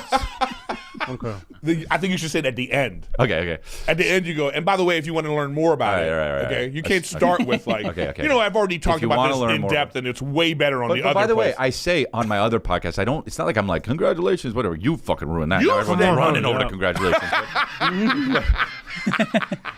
But anyway, plus I don't want people to be like, he already talked about this. You know they will. So I'm whatever. They don't care. It's fine. Yeah. It's physically impossible when I say something to not be like, oh, I've said Yeah, this it's on tough, a it's podcast tough. before. He's being honest. Nick is chiming in a lot these days, isn't it? Nick is chiming in a lot these days, isn't it? He wants his voice fucking heard. He's sharing jokes. Chin's just like, what, you know, what he wants that fucking clock to just go down so he can go home and eat his fucking condom fish. But Nick is really getting involved here. Nick wants to be on the camera so bad. Nick wants to be a fucking comedian podcaster so bad. Look at him out here. With the audience. Yeah, exactly, bro. Oh, you don't wow. like fucking. He's already like moved on from Brendan. Yeah. And, you know what I mean? Yeah. He's Third got a mic, pick size. baby. He's got a pick size. He's got a pick size. Oh man, this guy. There you go. Yeah. Who's on my side over here? Kevin? Somebody? No, over no, there. nobody. Chin's so, abandoning us. So hold on. So I brought my for the first time. I get to it, the man. hotel. Come on, spit and it I out. I don't have Fucking my toiletry bag. Like I just. Oh, I hate. Have you done that? Yes. So I've never done It's that. a nightmare. How many times have you done that? I've done few, it a couple right? times Okay. because it was like maybe I got a last minute gig or I was packing late. Yeah. And then you get there and you're like, what's the first thing you think about that you don't have? Well, okay. The first thing I thought about that I was Yo, this worried is conversation, my man. glasses Jesus because I'm like, Christ. but thank God I had them Let me in fast forward my a little bit, backpack. because Not this is- anything. this is not So going anywhere. because if I didn't, then When I does would. Brendan Be, arrive? oh, I'm Oh, just a there blind he guy is. all weekend. He's arriving. I don't have my contact. Let's fast forward a little bit. Give me a cane. Just Let's fast forward a little bit. You come out with a dog for some reason. People are like, what is yeah. this? So right, I have my glasses. Thank God. I'm gonna wear. Jesus. I love Yeah. it. It's one thing to know like immediately, then you have all this time to like Yeah. figure it out. But if you're like, oh, I left my toothbrush, or boom, I Or left my toothbrush, just deodorant. forget. No, I would. Yeah. You know what? For that reason, I have on my rider in the green room have toothbrush and toothpaste. Oh, I like it. Yeah, because sometimes I'm like, oh, I gotta I'm really good about brushing my teeth, but I'm like, sometimes I want to do it. Like I'll eat before I go on. I'm like, I want to have, you know. So yeah, you're kind of OCD about that. You talk about you've talked about that before. Toothbrush, yeah. About constantly brushing your teeth and stuff. Yeah, I used to be worse about it. I'm pretty chill now that I got on my Prozac. What other weird shit do you have when you're a writer? Soda water. Imagine all the diddling shit and then you get on Prozac. I fucking love that, honestly. Now he's the victim. I'm on Prozac. Feel bad for me. What? Soda water. Soda water? When you came on this past weekend in 2018, I had toothpaste, You did? toothbrush, and I know you had the coffee and I know you had the soda water, but you had the toothbrush? Yeah. That's funny. that was a big congratulations, guy. That was sweet. Yeah. Cringe, man. Fucking cringe, but I rate it. He really wants to keep his job, innit? He really wants to be third mic, innit? I'm big congratulations kind of guy, yeah. I love you, Chris. Fucking no. Look at even his boy at the back is cringing. Chin's kind of cringing. That boy is kind of cringing. They're all kind of cringing. Like, ugh. Nick's trying way too hard here, bro. He's really going hard by sucking off the Leah. No, you are, dude. And so it's actually fucking going really well right now. But no, I'm just saying, I'm in the groove. Creatively, I'm just doing really well right now. On stage, sure, good for you. You know, I'm okay here, you know. But like, if you really want to see me knock out some shit, go. What is this, like preseason? You're like taking it easy right now. This is an exhibition. This is the podcast combine right now. No, so. Yeah, so now this is even worse. So I got deodorant, and then I got home. I'm like, I'm gonna leave the deodorant in the hotel. I don't use this deodorant, and I got home. I don't have deodorant now, so I haven't used deodorant in 2 days. Okay, good to know. That's what that is. Deodorant stories. They're bored already, isn't it? Matt has some weird stuff on the rider. Oh, really? Yeah, like Crustables. Ew. Wait, hold on a second. It's like protein shakes, Crustables. I wonder if Chris also hates Matt Rife because he's like the new young hot thing in comedy, and at one point Chris was the most handsome person in comedy, self-rated of course. But I wonder if there's some like, you know, not so subtle hate there when it comes to him. I wonder. Like what is it, like little shots of like you know, turmeric, those kind of yeah, I get immunity boost. Immunity, right? Okay. Yeah, immunity boost and like that's fucking. Yeah. But well, I don't have many things on my rider, but I have like, you know, I have like turkey and cheese in case my kids come or something, you know what I mean? They got to eat something basic because they're not going to eat fucking. I got fruit or vegetables, you know, just regular shit. Yeah. But sometimes the stuff's not there, you know? Like the place is just like, oh, we're getting it. And I have 4 shots over ice. Yeah, man. This is going places, isn't it? This is fucking going places. Should we just fast forward and see when Brendan gets in, because this is brutal, bro. They are really struggling to have. Oh, there we go. Is he there or is this adverts? Okay, so he gets there. He eventually gets there. Okay, so he's gonna walk in now. Yes, always. 4 shots of espresso over ice. But what would you even do anyway? Brendan's about to walk in. Here we go. What kind of monster? I've heard stories about people. Hey. Oh, there you go. Okay. The dog comes in first. I've heard stories about people like, you know, what if like is there everything in you, like you come into the green room and it's like you ask for a specific thing and it's not there? Yeah. Like what world would you be like, well, I'm not going on until? Oh, well, not. But you would never do that. Never. But I'm saying Marlon Wayans has. I don't know if he still does, but he used to have a brand new white pair of, I think, Air Force Ones. No, it wasn't Marlon Wayans. That was Eddie Griffin.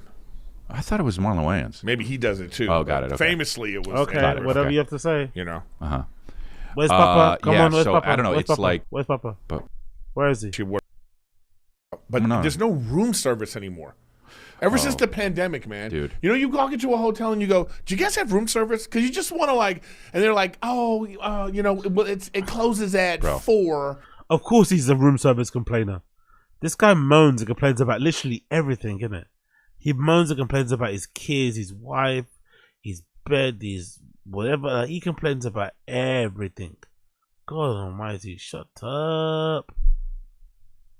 or something like that. And I'm just like, what happened to the world, They don't man? give a fuck. Everyone tried to cut costs, and it was so annoying, dude. I was at I talked about this on Congratulations, but when I had I'm kidding, but I had one time I went for the first time I traveled. Well, one of the first times I traveled after the pandemic. Okay. I was like at the hotel, and I was like, "Is there room service?" They're like, "No." I said, "There's no bellhop either because of COVID." So we had to take the bags upstairs. Okay. So I was like, "All right, good cool." to know. So whatever. And then, dude, sit down but let me finish this. There you But then, what's up, dude? No, it's not. But then, as I leave the hotel, they have a wedding ceremony, and I'm like, dude, don't use COVID to not do room service, but then you have a wedding. Fuck off. Yeah. Happy birthday! Are you singing? To you. No, that'd be funny. Happy birthday. It's Casey's B-Day too. Oh, dude, who's Casey? Happy birthday, Casey! Is it actually today? Yeah, same Oh, you got the same B-Days. birthday. Yeah. Oh wow, nice. I see, bros. Very good to Well, know. dude, look what not me got you. Who brought those? Mark. That's from all of us. He can't eat them, by the way, because he's on Ozempic. Probably, you probably have a couple of bites and he'll get full. The Ozempic has some very interesting side effects. Let's see if he says it. It's from all of us. I already ate one. But you know, hey, but you know that. You got your dozen, but Airgate ate. Right, I won. There's 11 in You there. had the jelly filled? You know what? It's You your had the jelly birthday. filled? No, No. it's your birthday, so I'm gonna let you go ahead and pick the second have one. an extra fat joke. Is that the one for you? I like these two. Oh yeah, how come you like the glaze? Yeah, I Or like what? glaze. And then I like that old style. I like old fashioned. Yeah, I like that style. Of course you do. Of course you do. no, That's I get you. That's yours now Oh, because you've cool. touched it Oh, like dude, seven I was times. just like, yeah, it's Oh, cool, it's great. man. I would still eat it. I don't care. one of those. I like We don't this. even wash I our like hands this after one. shit. Never. I like this one and this one. Oh, you like the basic glaze? Yeah. You're a basic bitch. Yeah. I wonder how close their fingers are getting touched to the donuts. I wonder how close their fingers are to the donuts. I bet it's super close. I bet they're like literally touching the hill. Yuck. Glaze. Yeah. Well, there's nothing wrong with it. I don't like when people get fancy with their shit. These are good. Actually, I don't love that. That's fine. These are suspect. Get out of here. Get out of here. Those are terrible. Get them out. Cream pies? The only thing that should be in a donut is jelly. What's that? Okay. Well, those are jelly filled. I like icing filled. I know, but that's Of course, not icing. That's like grape lemon jelly. meringue Yeah, or exactly. something. Fuck all that shit. I don't want to be surprised. Dude, I can, you get a donut, Bro, you know what I mean? nah. And the donut might as well go like this. Oops. Oh, man. What is that in there? Oops. Yeah. You know what I mean? That was perfect, bro. You get those at ChrisLea.com, you know? It talks about it all on Congratulations. Yeah. No, that's hilarious. Yeah, I don't want to be surprised. And the chocolates. Oh, get out of here. Get out of here. Get out of here. Oh, dude. And then Get they outta have the fucking, you got to look, and it's like, what? And then- What and is then- this one? and They then have a whole map. And then they have the map. Everybody's chocolate box, you open it, it's just bites. Yeah. Because They're you've looking been for the like, caramel. oh, that's They're looking for the disgusting. caramel. Everyone wants the caramel. Everyone's You're not looking for the playing good one. Zelda. It's not like, Interesting how you guys pronounce caramel caramel, isn't it? Always wondered why you do that. Isn't it caramel and not caramel? check the key. It's so disgusting. Ugh.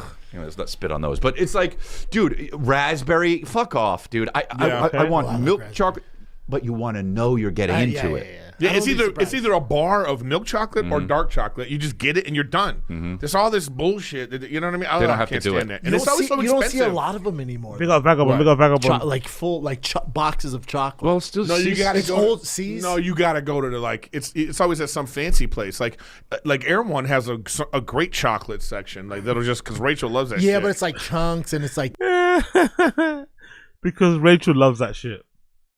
Not me, you know? Because Rachel loves that shit. You gotta love this guy and these lies, man. You gotta love it and the lies. You gotta love it. No, he'll be like, yeah, I know what you mean. You know, no, but I'm saying like a box of chocolates is an older person's thing. Like my gram would give me a box of chocolates. For But yeah. And she'd be like, "Are you what? Chocolate has an age limit now.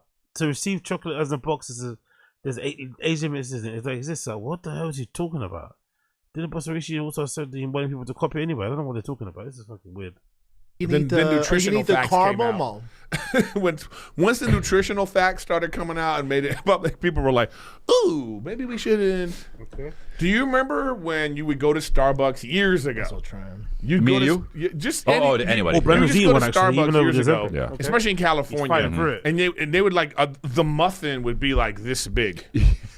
You know what I'm saying? You would get like, you'd be like, God damn, that's a big ass muffin, right? And then they changed, wait, bro, they changed the law where you had to put the calorie count. Oh, right, and that's why they changed it because then they had this big ass muffin. You were like 6,000 calories. McDonald's for a hot second was like, nah, man. They didn't want to do it. No. They didn't want to. Is that really the law? Yeah. Yeah, it's law. That's why you don't see bacon a lot now on the menus at McDonald's because the bacon jacked it up. Well, really? That's what and then that's how do why you know that about the bacon. I know stuff. Yeah, I think you're just saying stuff. No, look it up. Well, they went to Welcome to Brendan Schaub, bro. Welcome to doing any type of content with Brendan Schaub. Yes, he's just saying stuff. He doesn't know what he's talking about. Of course, he's just saying stuff. Of course. Muffins went from this size to this size. No, that I understand, but the bacon thing, I feel like he's fucking kind of making it Too many up. calories. But I think you're like doing like your own detective work. Like, it used to be bacon on these menus. Yo, big up Fetty Wap. Bapu was late because that TFATK intern chick was giving him a birthday trug walk. Oh yeah, for sure. He got a little cheeky truggy. You know he got a little cheeky truggy. You know it. You know he got a little cheeky trug and walk, a little tug and walk, a little, a little truck and tug. Wog and tug. Tugging. Yeah, you get the point. Big up Fetty. Look up and see if remember they used to have you could get bacon You're on doing your own shit. investigation. You can get bacon.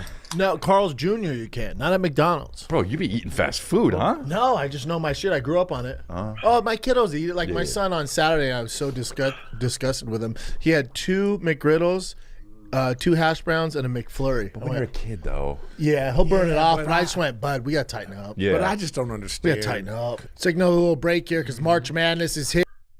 It's wild he says that to his kids when he has, when he was fat before and he used to eat a lot. It's just like, I don't know. By the way, look how enthusiastic they are. Look how enthusiastic they are doing the ad reads. Look at how enthusiastic they are. This must have been at the end of the show when they both went to go home. Chris is on his phone. Looks very enthusiastic. And Eric Griffin looks like he's thinking about his dinner. He's thinking about what he's going to order at the drive-thru on the way back home, isn't it? Right? That's what he's thinking about. Jesus Christ, man. Bare minimum boys. They really all put the least amount of effort possible in this show. And it probably, judging by how long they've done it, the golden hour, this is what, 124 episodes. It probably generates them a nice bit of money, I'd imagine, this show. But they look like they're the least interested in each other and in the show ever on this, They really, really don't give a fuck. They put the bare minimum effort in it at all fucking times. Here, kids, and one thing's for sure, nothing's for sure. Upsets, buzzer beaters, Cinderella advancing. Let's go get past the adverts. Let me skip past this ad. Madness. 778 Hope in Wembley. Call. Varies by jurisdiction. Void in Ontario. New customer. Oh, shut up. It's like pancake sandwich. You know the McMuffin? But instead of the muffin, it's pancakes. 2 pancakes. Oh, that doesn't even sound good to me. That's what I'm saying. Yeah. I need my pancakes on the side. Yeah. It's terrible. Yeah. And you know what else I do too? Even if I have a taste for pancakes, I don't like when you go to Dupar's. Remember we used to go to Dupar's? Dupar's has the greatest pancakes. But the pancakes are... I love how he's always talking directly to Chris and not to Brendan. It's so funny. He always does that. I don't know if it's because they're closer in age or something. But I don't know. I think Chris Lee and Brendan are closer in age than what's his face? Eric is and Chris. But for some reason, he always directs the conversations towards Chris. To be like, the guy comes over like, here's your pancake. I'll take it to go. You know what I mean? You need like an Indian woman to hold it on her head. No, but the racial jokes. I just want one pancake. Yeah, especially there. Come on, Eric. Who you kidding? You just want one pancake. Who are you kidding? Who are you kidding? You've ordered one pancake before. One. Come on, bro. Come on. Okay, can I just one It's pancake? such a waste. I feel bad sometimes. That's what I'm saying. They go like, well, we're going to charge. What I hate is when they say like, oh, well, you're still going to be charging for 3. I go, hey, bring me one pancake. Right. Yeah, I didn't ask you for math or nothing. I can't stand that kind of stuff. Or I go, can I have... Hold on. You can't stand that they don't sell one and they just sell them in 3s. You get pissed off. He's such a Karen, isn't it? For a man, he's such a fucking Karen, isn't it? It's pretty impressive how whiny he is, isn't it? He's always complaining about the most minute things. His whole life must just be full of whining, full of complaining. Jesus, unbearable, man. Unfucking bearable. Some broccoli with whatever, you know, they go, oh, well, we don't do substitutions. Hey, do you sell broccoli? Yeah. Yeah. Because if you sell broccoli, Eric's difficult. Bring me some motherfucking broccoli. I really like that, though. I do too. I like that energy. What I'm saying is It's like, also embarrassing. No, but I'm like, Not I'm for not. me. Your kid's gonna really be so feel that. embarrassed. Like, dude, No. my dad. You know what's We embarrassing? have Burger King. He orders onion rings, and you know my dad's missing his finger. He puts his finger in the onion ring and goes, "Oh, these are cold." He goes, "You gotta make them again." The guy goes, "What?" He goes, "These are cold. You gotta give me a fresh set." The guy's like, "But it's Burger King. Like, you ain't making shit." Yo, big up the rinks. AZ, what was your turning point for the Eric hate? You used to be a huge fan. Was I a huge fan of Eric? I don't think I was. I don't think so. A huge fan. Was I? Maybe started watching his pod, because I remember a couple of streams I'd actually watched his podcast. I actually sat down and watched it to get clips. I think that might have turned me. I think that's maybe when I had to, because taking him in small doses or just seeing him be a guest is one thing, but when he's on his own pod, you get unbridled Eric. The whole fucking shebang. He's so unbearable. He's so dour. He's so fucking black pilled or whatever it is. Cynical. It's negative. If you really want to check out a Debbie Downer podcast, check out Riffin with Griffin. No matter what day it is, what week, he's always moaning about his wife. He literally sounds like he wants a divorce, but then he'll say, "No, I really love her." He moans about his kid, moans about his career, moans about comments, like everything. He's always fucking complaining. It's pretty unbearable. Fresh. Right. Dude, that's... I hate... Or you know what's keep sending shit back? You know what's embarrassing is being cheap. Okay, so the person comes over. Maybe we're at a nice steakhouse type of place or whatever. It's an upscale. Well, if Fridays. you're an upscale thing, yeah. Even if it's someplace like Fridays or something, and you're just kind of like, "Hey, I would like this," and they're like, "Oh, well, we don't do substitutions." If you're fussing about that, well, why not? You know, potatoes and this is the same. I'm saying, charge me. Yeah. No, I understand. I get it, but Just bring me the if thing. it's policy.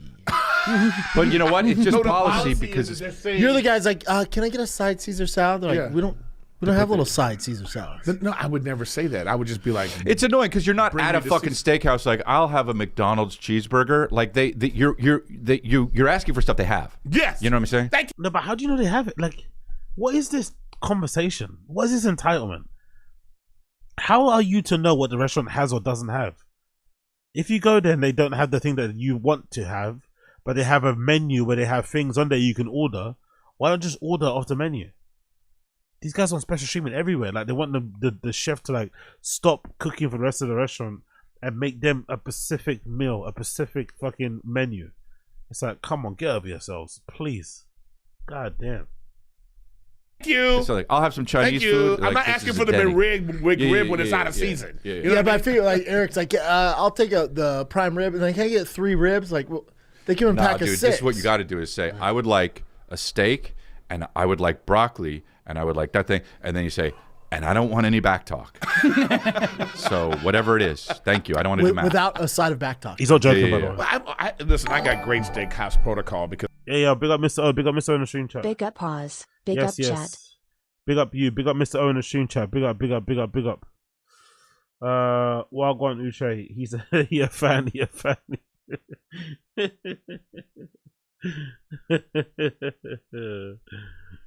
Big up first, Uche. before I even the fact look at that anyone menu, would even say that is horrendous. You can hear all about it on Riffin with Griffin. You're gonna hear about it on Congratulations too, by the way. Just put them up at the same time and what?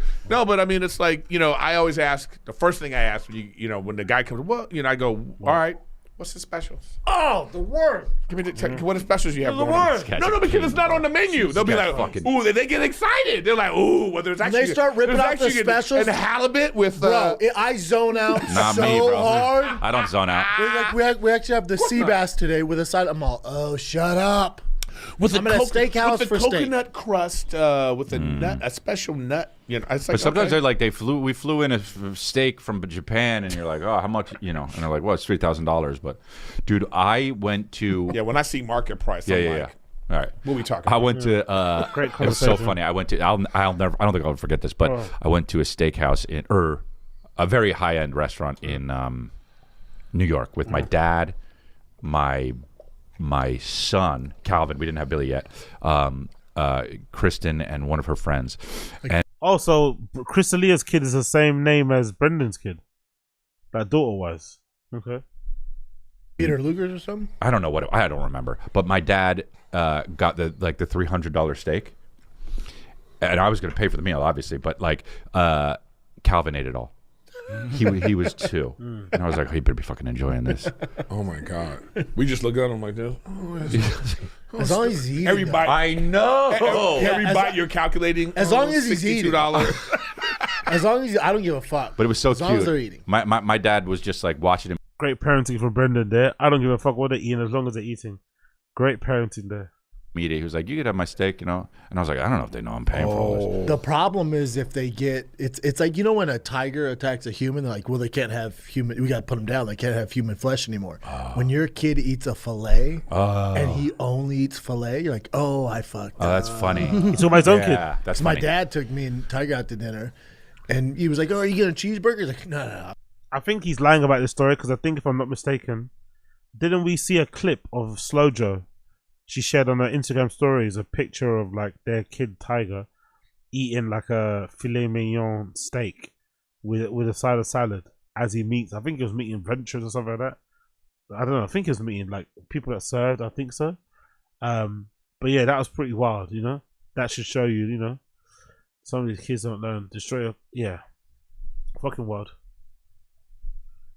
I'll get it 8 ounce fillet. Oh, that's fine. And I was like, what? I'm like, you're paying too, bud. Wait, so what's He's up with bougie. Well, what if your dad actually wasn't? You know, he actually had been sitting on a lot of money his whole life, but he like just wanted to make sure you know. Yeah. Okay. How messed up would that be? Like, Yeah. When you were a kid, he was like, yeah, you can have a hot dog. You know what I mean? Yeah. He had a secret life. He didn't have another family. He just went to eat. Okay. That'd be messed up. So you went, funny guys? That's true about tigers? I didn't know about that. Yeah, we'll only eat fillet. And then I'll buy the prime rib. No. or That's sirloin. true about tigers. human flesh, Yes, you say. once they kill a human, then they get the taste of human blood. They have That's to what put they them want? down. Because that's what they want Yeah, again? they're obsessed with it. Tigers are really scary. Yeah. In India, it's like, look how many people they kill a year in India. It's wild. And they go for kids. Really? How many? I did When they grab a kid by the neck, the parents go, well, because what are you supposed to do? do? Track them down? I think you could take them. Yeah, probably. Nah, dude, that's... Don't feed his I ego. did a Don't feed show his in ego. Vegas one time, and it was like the particular show was sharing the theater with a magician. Yeah. And he had tigers in the back. Fucking you hell, know, man. Mm-hmm. I swear. There's a bit of that guy, but you can tell what level Eric is at his comedy based on where he ends up in it. Like, what the hell? This is where you know what I mean? He ends up in the worst places ever. Obviously, you're still a working comic, but God the mighty. Like, can we see the tigers? You know, the way this tiger was looking at me. Yeah, man, they don't. I was like, if this cage opens, 100 people are killed by tigers annually in India. That's not too many. That's still a lot. That's a lot. What are you talking about? Yeah. What's a good number for you? I was thinking like 1,000. 1,000? Even 100 is a lot. And I can't even pronounce the name of this city in India, but 55% of deaths are tigers. Cool. Well, that just While many attacks are accidental, bullshit. How do you accidentally get killed by a tiger? I wonder who that is. The tiger's about to bite into like an antelope, and then all of a sudden you trip and fall. That'd be a bad way to go. I don't get that. Eric, I don't know if you want to discuss this on air so we can cut this. But What's that? Oh, I saw yes. that. You bought it? Yeah. No, let's discuss it. No. Your wife bought it. Listen to me right now. I have to talk, okay? What? I know about this. We talked about it. You and I talked about it last week. Oh, this motherfucker right here, Nick, right? Uh-huh. No, he didn't. He hits up Rachel and all our wives, by the way, he says, "I want you to pretend like you bought this behind their back." This is actually a good bit, to be fair. This is actually a good bit. But now we know why he's doing it, because Nick's really trying to get this job. because as you guys know, Brendan's moving to Austin, Texas, and he's taking Chin with him. And I guess Nick is trying to float the idea. It seems like by trying hard to get involved, that he wants to be like the third mic on this show. So maybe not sitting on the table, but sitting, you know, where he's at. So that's why he probably came up with this idea to impress the boys. No. I said, say you want it. And I think Rachel took it a step Rachel further. went full on. So I'm laying in bed with her, you know, and the reason why you're not seeing this video because I was crazy. Look at those extra details Eric Griffin gives us. So I'm laying in bed with my wife. Okay, congratulations, bro. Crazy, shirt off, you know.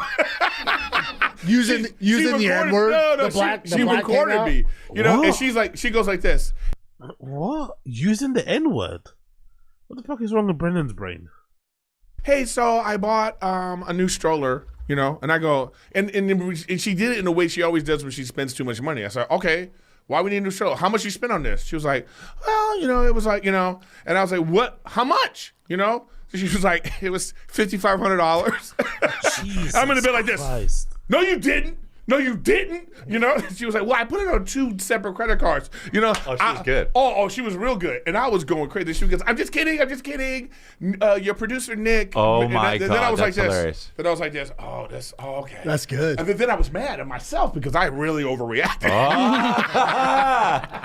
Delete that video. I did. I was like, Eric's all, I hit her. And she was like, she was recording. I was like, give me this phone. You know? He's laughing, but it's true. If you heard the way he complained or the way he talks about his wife, he probably said some pretty crazy shit over the phone. But I would like to see that recording. I would definitely like to hear and see that recording. Having me look crazy. Kristen knows better than to even do that prank on me. They were all excited about it, but I think Rachel scared them off. Jesus Yeah, Christ. no, this is the level. That sounds fantastic. Crystalia sounds sinister, isn't it? That didn't sound like a joke. That didn't sound like a joke at all from Crystalia there. I was like, Eric's all, I hit her. And she was like, she was recording. I was like, give me this phone. You know? Having me look crazy. Kristen knows better than to even do that prank on me. They were all excited about it, but I think Rachel scared them off. Yeah, no, this is the level. That sounds fantastic. I wish I saw the video. No, this is the level I was thinking about. Like, God, how I bad am the was it? one that would be the most crazy about this. You would be second crazy. He would just be like, okay. Nah, man. Yes, you would. We almost got divorced. She goes, yeah, I did this last night. Eric almost had a heart attack and made me delete the video I took. He punched me in both eyes. You know what? It's your birthday. I'm going to let this go. Both eyes. Heart attack and made me delete the video I took. He punched me in both eyes. You know what? It's your. Why is Chris laughing at that? Is that how he laughs? Look how Chris laughs. I did this last night. Eric almost had a heart attack and made me delete the video I took. He punched me in both eyes. You know what? It's your. What a freak. What a fucking freak. Your birthday. I'm going to let this go. But we almost got a divorce. I had to explain it was for the podcast. Look at what she says, though. So I may have ruined the joke. Well, look what she says at the end. In his defense, it was very believable because this is something crazy that I would buy. Yes! This is what I'm saying. Why was she? You know what? You know what I'll say for her? What? She knows exactly how to push my buttons. Right. Good for her. She hit all the things because when she said, because she was trying to make it seem like it's like, well, it's okay because I put it on 2 different credit cards. Yeah, that's the kind of talk that I get from her. I was like, where do you think that money comes from to pay for those stuff? Yeah. You know what I mean? But Nick, but to her credit, it was Nick. It was very good. Mine and Chris's wives didn't entertain it, right? Well, I don't know. They both said they were going to, and they're like, when do you need this by? And then Rachel did it first, and then Kristen's shame. Brendan tried to show off, innit? My wife is on manners. She wouldn't even entertain it. Yes, she did. She wanted to do it, but they just didn't follow through. Like, fucking idiot. Started 9 projects at home and didn't finish them, so she couldn't do it. No, we're in the middle of the Austin thing and closing on the house. If my girl would have done it, yeah, I'd been heated. I would have been, honestly. Oh, wow, scary. Because we've had discussions where I'm like, we can't just be buying this shit, and she's like, I know, okay, and if she did that, I would be like, exactly, TJ, exactly. We're just hearing about it. It would have been way funny if they played a bit of the clip, you know, but no playing, because they're all afraid of getting cancelled. Probably that's probably why they're not playing it. instead of just trying to retell what happened. Cool. No clips or nothing. No problem. I would be like, I would be so confused. I'd be like, you bought a Lamborghini stroller? Yeah. Yeah, see, this is what I'm saying. It's a different thing. Yeah. That's what I'm saying. I'd be really mad. Yeah. Especially right now. Well, that's what I'm saying was like, I was like, that's why I wrote that thing. I was like, she's trying to break up marriages. Damn, but can we use your podcast credit card? That's what I suggested it. Did someone read it? That's funny, bro. She goes, can we use your podcast credit card to purchase for real? LOL. They only make $500. They are still available to order right now. And Nick replies, I have never been given a business credit card. That's so weird, For this actually. reason. That's my girl. Yeah. She's like, damn, that shit was crazy. For reals, though. Can I get it? As an apology for getting so mad. I told you guys. They're still talking about this, by the way. They're still talking about this. They have nothing to talk about, clearly. They're still talking about this shit. The time when we're looking for mattresses and we go into that Hassan's, whatever, Hassan store. Yeah, you did, yeah. But when the guy said $70,000. That's nuts, bro. But then I had, for the next hour, she's telling me, we should get this. You spend half your life sleeping. Yeah. Oh, They'll justify some. I'm sorry. Am I Kevin Hart? Yeah, I know. Yeah. Dude, you into college basketball? I like March Madness, though. Well, yeah, because March Madness. He looks at his body to say, like, am I black? I'm obviously not black, I'm white. He looks at his body like that. That's such a weird move, isn't it? Justify some. I'm sorry. Am I Kevin Hart? Yeah, I know. I got a black t-shirt, but I'm not black. Dude, you into college basketball? I like March Madness, though. Well, yeah, because March Madness is coming up. Like the 16 we seed should beating do the 1 a seed. We should do one of those brackets, bro. SEC's dominating, man. My friend hit me up and was like, dude, get in on this bracket. It's March Madness or whatever. And I was like, oh, I don't know. And, you know what's crazy? Chris ended up winning. It's always the you ever see the bitch that wins on like ESPN? Yeah. She's like, oh, I just picked based off their mascots. But Kristen was like, oh yeah, hell yeah, let's do it. So she does it. She loves doing this kind of stuff. Well, when it comes to college basketball, March. Thank God. Let's skip.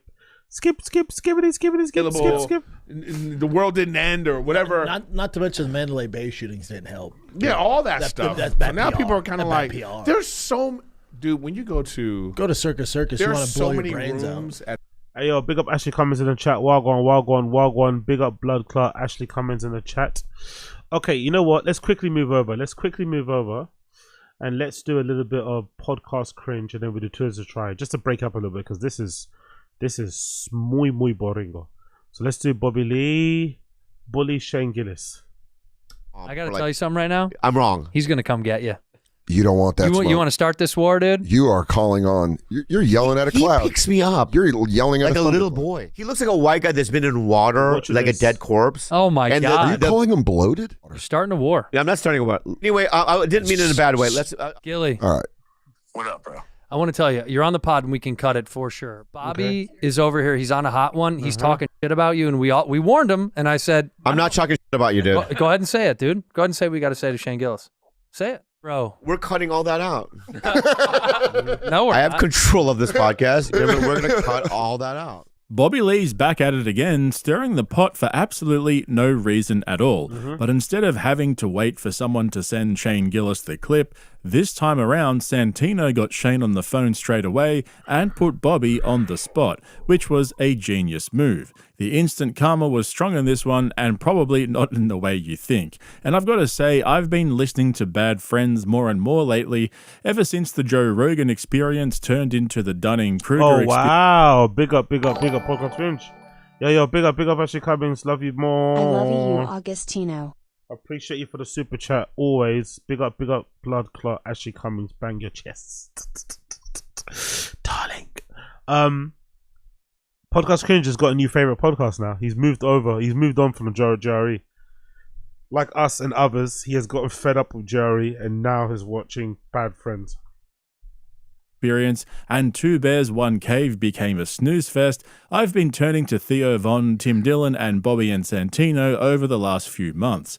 I only ever really used to watch bits and pieces from those podcasts, mostly clips that came up in my feed, but now that Rogan's gone off the deep end, I find myself tuning in to full episodes from those guys every week. And can I just say, slightly off topic for a second, have you ever seen a more bloated publicity tour than Andrew Schultz right now? Fuck me dead. The guy has literally done a dozen podcast appearances in the space of 10 days.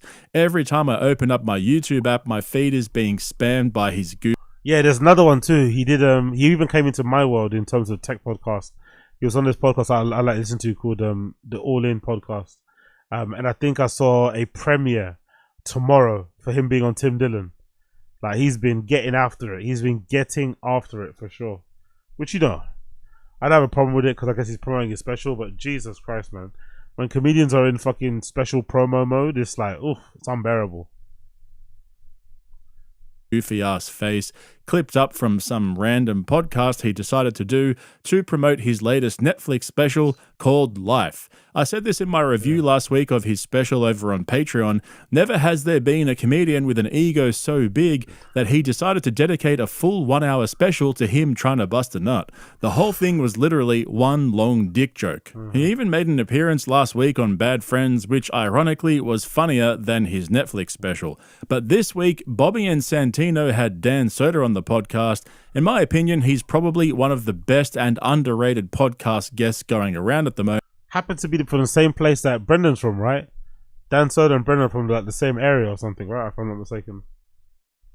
Every time I see his face now, I think about his Cat Williams impression from Kill Tony last year. But for an insecure little Asian boy like Bobby Lee, being around tall, funny comedians like Dan Soder, Shane Gillis, and Joe Rogan triggers him, so his way of coping is to unnecessarily start shit. And we all know Bobby's shtick is to project his insecurities onto everybody around him, then complain that everyone hates him, and then wonder why he never gets invited anywhere. So when he had Dan in the studio with Santino, Bobby went into full flight. I have another observation. Okay. You meet a girl.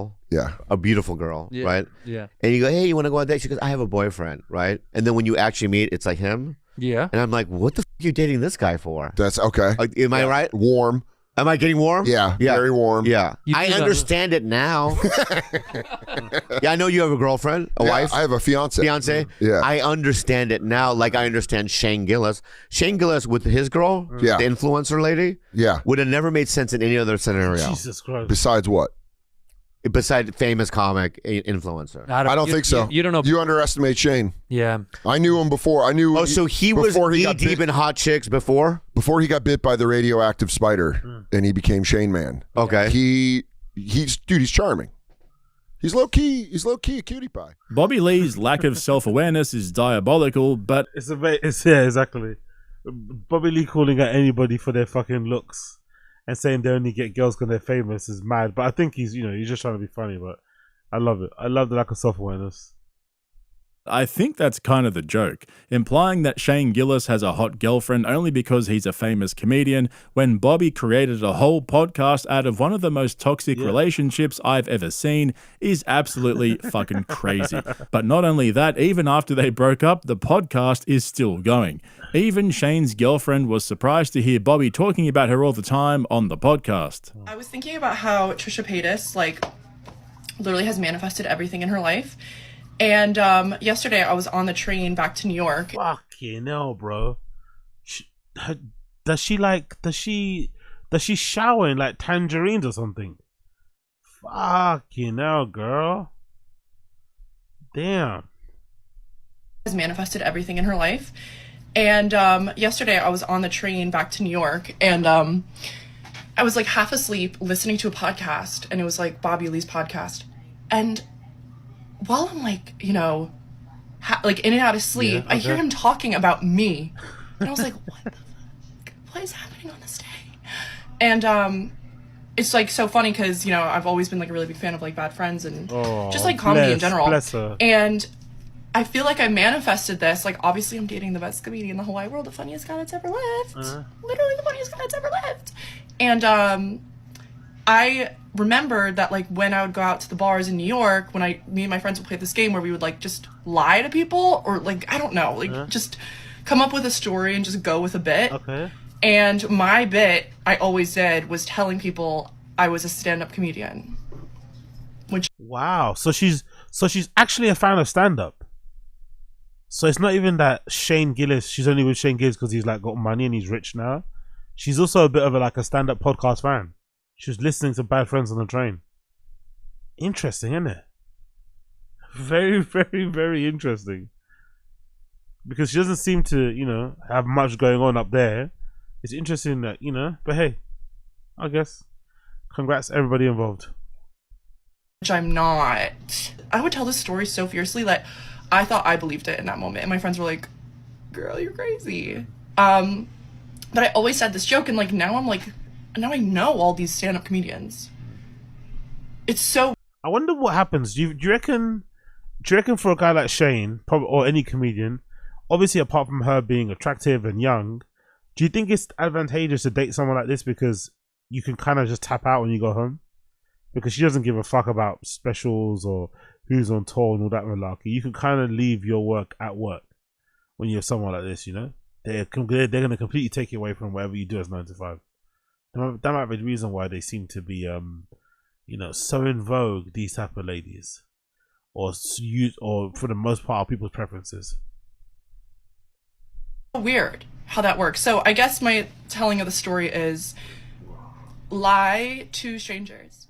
Okay. Yeah, I don't know what the fuck's going on there. Yeah. But seeing comedians coping with Shane's rise to fame is becoming premium cringe content. Yeah. And it's usually the more insecure ones like Bobby Lee and Bert Kreischer.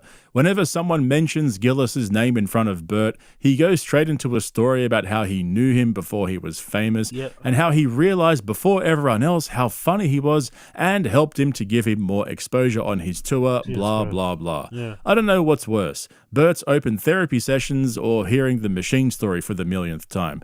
Bobby takes it to a whole new level though, because instead of bragging about knowing Shane before he was famous, he just straight up shits on his appearance. Okay. And I know he's talking shit and breaking balls. His whole shtick is being an insecure little Asian boy who's socially awkward and just wants to sit at home and play video games while eating potato chips in his underwear. Kind of like Shane Gillis, actually. But one thing I've learned about these guys over the years is sometimes it's hard to know when they're just joking around or if there's a hint of seriousness to their tone. Because when you've seen them talking for literally thousands of hours, you realize they're insecure weirdos just like us. And I'm honestly here for it, right? We're all sick of degenerate celebrities feeding us their polished image and their holier-than-thou personas. I'm at the point now where I just want to see self-destructive comedians losing the plot in between ad reads. You're missing a few key points, by the way. Love it. Love the rage. We got podcast cringe. You go to the Midwest.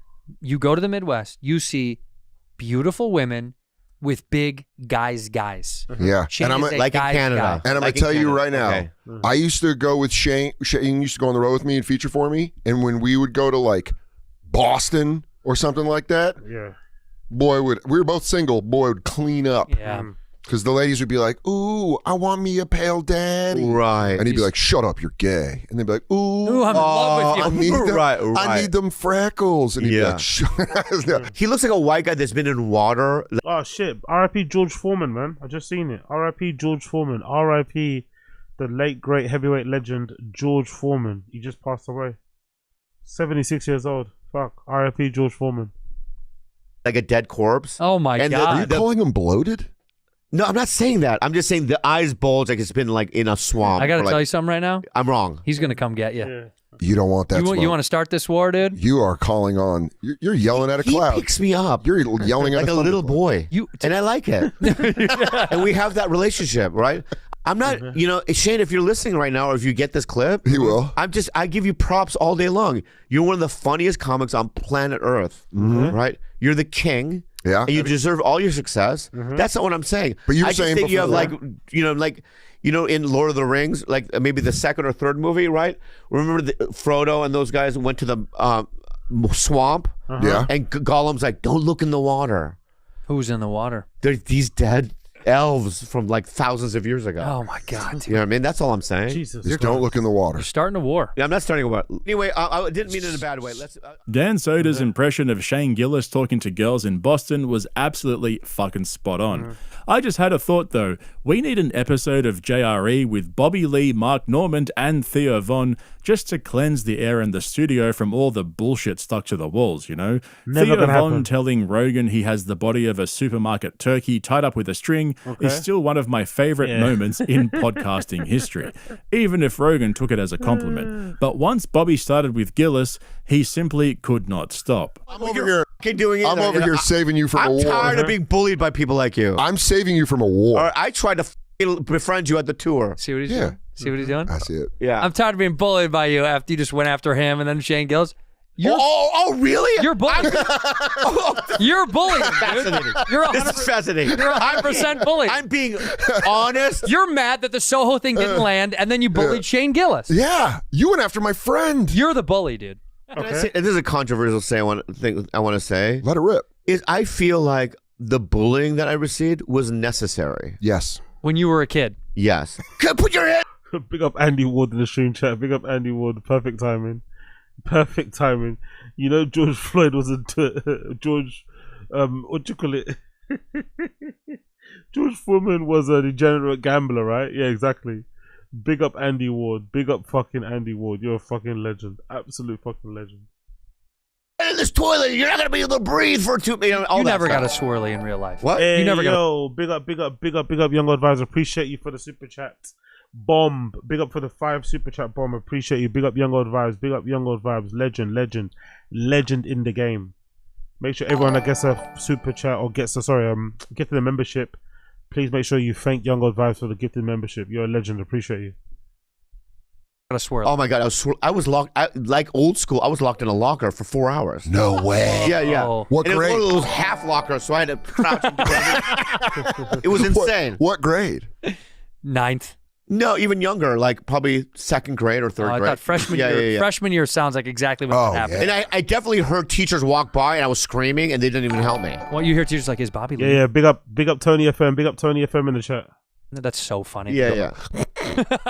I just feel like that sort of like made me strong enough to do comedy almost. Okay. Yeah, absolutely. Do you know there's kids that are like they're giving Ozempic to like fat kids now, and you're like, no, you're not gonna have funny people when you grow up. Yeah, let them level out. Right. Let them be fat and weird and awkward. Yeah, let Shane everyone. Gillis.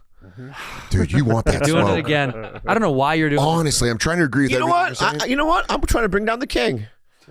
Wow. Yeah, I'm willing to do it. You know, it's hard to bring down the king when you're a rook. Damn.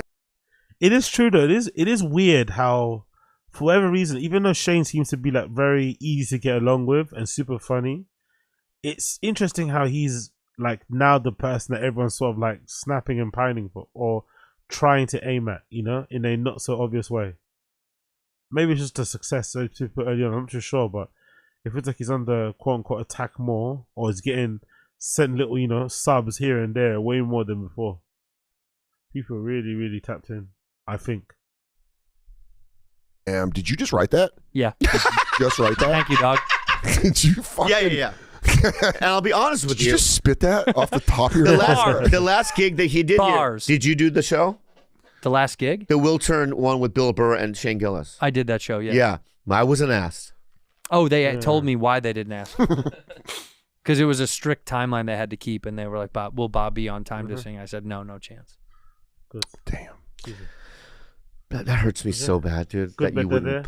That's really hurtful. That's not true. They didn't ask What anybody. They would never ask me. That's is my fucking point, bullshit. right? So Stop, I'm going don't to do tell that. this to Shane. This is okay? bullshit. No. It's not you. Don't. All right, Welcome well, to the you know show, and thanks for doing it. Yeah, absolutely. Thanks for having me. Yeah, I fucking I'm love in a you. mood. I'm sorry. And honestly, I love it. It's like holding a cat with its claws out. Exactly. It's still sweet. That's but good. I'm That's good. trying That's to keep good. you away from the problem areas. Yeah. That's good. That's good. That's good. Anyway, let's move on. Okay. Shots are fired. Shots are not fired. I mean, No? Why? Because I said that Shane. Yo, Podcast Cringe stretched this whole interaction out for like 20 minutes. It's a little bit cheeky. I'm not going to lie. There wasn't much there. What I saw earlier was there, and this is like, we're doing the whole conversation like breakdown. I don't know. We got Podcast Cringe, you know? You got to do what you got to do. Gillis is bloated looking. How is that a shot fired? That's legitimately a shot fired. Yeah. Okay. Yeah, big up 2 souls in the chat. Big up 2 souls in the chat. Is it not? Am I crazy? And of all weeks, he's okay. Here we go. I know he's hosting SNL. That doesn't look Shane Gillis Oh sleeping. my god, dude, you're. Damn. Yeah. Shut up. Imagine a nudist beach and Shane Gillis at it. Bingo. Look at that. There he is. I will say this. You are my best friend, and I love you so much. I'm going wrong. I cannot wait for him to come back at you. Like honestly, it's gonna be great. I feel like a fur trapper that's come out of the mountains and told you, like, you don't want that war. Dude, you think that's Gilly? I'd give you some Sam Elliott knowledge right now and say, Bobby, sometimes you eat the bear, and well, sometimes the bear eats you. That's not funny. That's not funny. Yeah, the way you said it. My tongue. Stop it. You. Dude. Thanks for coming. Oh man, this is the quality podcast slop we've been missing. This is fucking brutal, bro. All year. Bobby openly exposing his insecurities over Shane Gillis's success and his girlfriend, while Santino eggs him on and Dan Soda sits in the cuck chair over in the corner trying to save Bobby from himself. It's like an old episode of Two Bears, One Cave. You know, when Tom was fat and Bert was funny. And the producer pulling up images of bloated bodies to get Bobby going again was a genius move. But speaking of genius moves, the only way this could possibly get any better is if Santino got Gillis on the phone. Of course, and it happened. Whatever's going on. All right, so I'm going to say this. You're humming hot. I'm humming hot right now. Okay. Sure. I'm on fire, dude. You're pinned. What happened, dude? I'm going to try to dig my way out. Okay. All right. When that whole thing happened with Shane, you know what I mean? Yeah. Yeah, I was the first one to defend him. Okay. Number 2, the first time I saw him perform, I thought to myself, oh, well, I would never want to follow that. Yeah. He's a beast. And yes. He's an absolute beast, Yeah. right? He's at the top of his game. Absolutely. He's got a beautiful girlfriend, right? Yes. I know his dad. Phil, love him. Phil's a legend. Great guy, right? Yeah. I've been only respectful to his family, right? I did a little dig. What the fuck are you talking about? I did a little. I'm going to tell you right now, you moonwalking son of a. Oh, I moonwalk, brother. Yeah. I do. That might have saved you. Exactly. You walked. I walked. You so my walk point backwards. is that, and I only have the greatest admiration. And he's one of the kings of the world right now. Okay. He's a beast. And I discovered this when we did. No, please don't call him. You felt that? Is that really your laugh? Yeah, that's how I laughed. That made me laugh. Gilly. All right. Okay. What up, bro? I want to tell you, you're on the pod and we can cut it for sure because I never want to trap you. But Soder's over here right now. Soder's in studio. The man, and Bobby is over here. He's on a hot one. He's talking shit about you, and we warned him. And I said, I'm not talking shit about you, dude. Go ahead and say it, dude. Go ahead and say what we got to say to Shane Gillis. Say it. I just said that you're one of the top comics on planet Earth. You're one of the kings. What else? I know your dad. No, it's not what you and I have great respect for you. Jesus Christ. Is that a slam? Doesn't sound like that's what you said. So I'll tell you what I said. All right, I think you have bulgy eyes. Okay. Yeah. And sometimes you look bloated. Okay. All right. Is that war? Uh-oh. Is it war, Gilly? No. I'd say. Me go to war with fucking Bobby Lee? No. Could you defeat me quickly? Yeah, I'm not. No, I think you're great, man. I look forward to the special. See that, dude? He throws you a compliment. You insult Shane, my friend. friend. What are you doing? Oh, no, my. no. I feel so bad That's the kind of guy Gillis is. Thank you, Shane. Thank you, Shane. Love you, buddy. Talk. Oh, that's fucking brilliant. That was fucking brilliant. Big up Podcast Cringe. Big up Blood Clot Podcast Cringe. Okay. Let's quickly check out the Reddit and see what's going on over there. What have I missed out on? Anything? Did I miss out on anything? Did I miss out on anything on the Reddit? Let's see quickly. Big up everybody that's tuned in as well. Just make sure you smash that like button down below if you like what you see what you like. Also, make sure you subscribe to the channel. That'd also be appreciated. Let's pop this. Oh, this is good. Have you guys seen this? Somebody put it together. I was actually going to do this myself, but somebody already beat me to the punch on the Fire Naked subreddit. They put together all the times that Brendan said powerful bunch. Remember that new word he kind of discovered halfway through episode number 1704, I think, or something like that. But let's play it anyway. This is hilarious. Powerful bunch. You know, be mindful. This is very annoying, but it has to be played. They're a powerful bunch. You gotta show a little respect. Well, powerful bunch. Creative, innovative. Powerful bunch. Jesus Christ. Over How about that? Powerful bunch. Son is Jewish. Powerful bunch. His son's Jewish. Powerful bunch. So much. Anyway, this is pull that off. Powerful bunch. You know? Powerful bunch. Right? Very small group of people. Or no. Powerful bunch. But the trapped Powerful and bunch. either does the world in general. Honestly, think of all the friends that you've had in your life, all the co-workers. Would they ever allow you to be this annoying so often? Like, maybe at the third time of saying powerful bunch, you'd get pulled to one side, like, hey, do you mind, mate? Do you want to relax a little bit, you know? But for some reason, it doesn't seem to, happen here. Wild. Right, nobody to be mad at each other. Powerful bunch. All right, I always feel Keep like I being have to around the speak up. bush. I got to speak up for the Israeli. Ready on Jesus it. Christ. Powerful bunch. Charlie Kirk is so smart. Yeah, I He's bet he 30 is. Shit. Powerful bunch. Jesus Christ. Interesting. Yeah, man. So odd. Right with you. Honestly, I'm such an right odd with you. freak. I'm right with you, dude. I am. Of course. Powerful Yeah. bunch. Yeah. It's getting scary. Yeah. And And the powerful only way bunch. you're gonna ever What's that? How do you do it? Honestly, Powerful Bunch, that was a fucking amazing clip. Pick up the Powerful Bunch crew. When your boy been working overtime but also needs an A on the group giveaway drug project. It's so true. I love this Bruno guy who's doing the majority of the work, by the way. I think it says Bruno. If it's not Bruno, I apologize, but he was doing more of the work. It seemed like he was really out here putting it in, which makes complete sense. What else we got here? My first time here, Kizame. What's this about? What's up, guys? I'm Brendan Schaub. I'm here at Mika. Nah, I'm alright about that one. What happened? We did that. We did this. What else we got to do? We did quite a bit of this, didn't it? Yeah, we did already quite a bit. Okay, cool. We did quite a bit of this, I think, if I'm not mistaken. New photo secured. Little bit of Photoshop maybe used there. I'm not really too sure. Either way, you should be happy. Didn't Okay. Jesus Christ. Okay, let's move on from that one. We did the Reddit for the most part, haven't we? Yep. Cool. Let's quickly go back to what you call it, the Golden Hour. At hotels, I'm sure all of those hotels are never full. No. No way. Because they have to give them to people when they start winning and shit. Yeah, the whalers, they always hook them up. No, you know what the move is? Because I don't like smoke. I get horrible really? headaches from smoke. Yeah, me too. I can't stand that. Dude, you stay at the... I know. Hear me out here. Cool. You stay at the Trump Hotel because it's right next to the Strip. And because Trump has issues with that owner, there's no casino, so there's no smoke in the Trump Hotel. What? Yes. And you can just park. The parking's easy. It's usually on sale. Okay. What is? Evan Chudless is amazing. Yeah. Well, yeah. The little cheat code for you in Vegas.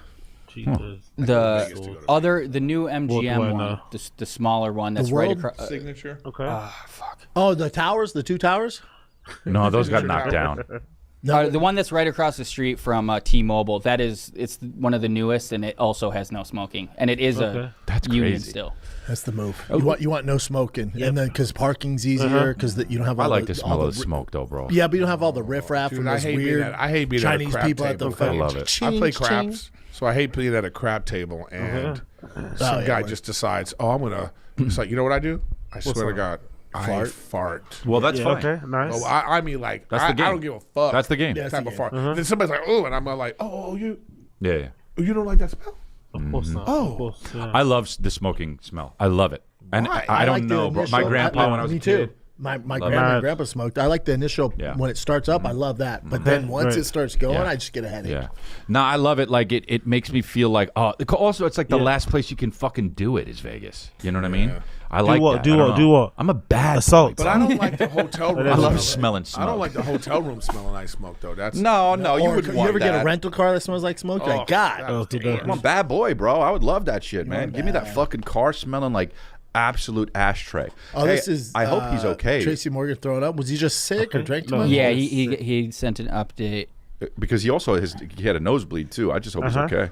Yeah, I think that one that thought he has a nosebleed, I think he had throw up coming out of his nose. Beautiful. Crush it. Beautiful.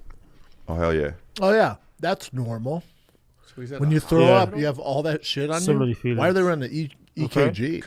Because he's old. He's old. And he was in like a really bad wreck. Horrible, remember? UPS? Oh, my God. There you go. Now it's just people have no shame. That's Antonio Brown. Great Twitter follow. He's the best. Not his tweets. Didn't he? Wasn't he just on your thing? Mm-hmm. Yeah. And he was on Rogan. Yeah. Jesus Christ. What's he in? And Theo, yeah. He came to us first, though. Not a big deal. I guess he's not going to play ever again, right? So it's like at Why this not? point he does music. Yeah. Get him on goddamn Comedy Jam. Okay, cool. That makes sense. Hilarious. But I get what I'm curious though is I wonder what's the next phase for him. He's gonna host like an actual award show. Okay. Oh really? Cool. Yeah, the ESPN Awards. Jesus Christ. CTE. Yeah, the ESPN Awards. No. What is the award? What's the award? I feel like I'm talking to two dads right now. Bro, dads definitely know about this. Oh yeah, no one follows him. He does the CTE Awards every day. He does I know that. Yes. Ninja of the day. So I was Ninja of the day. But so he's gonna do an actual award show though? Yeah, Nick, fill them in. Fill them in. Make him hip to Antonio Brown. Yeah, he does the Cracker of the Year. I know awards. that. I know then about there's that. Funniest I got Cracker. I got Cracker of the day. Right. Not Ninja of the day. So hold on. Hold on though. Why doesn't he play anymore?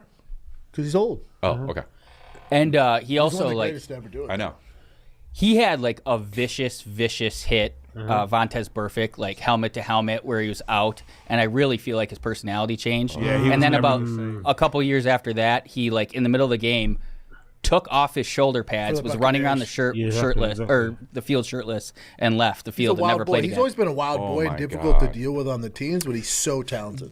In his defense, though, there was like I think there was like some contract disputes. I think at that point he knew he wasn't going to be back with Tampa Bay, and he was like, "I'm going out like this." That's why he goes. He goes, "I want to go out on my terms." Yeah, cool. Which is wild. But That's then like you the do end of Point but you Break. do It's like the end of Point Break. But you do like this though, Or True Blood, and no one's ever going to hire you again though.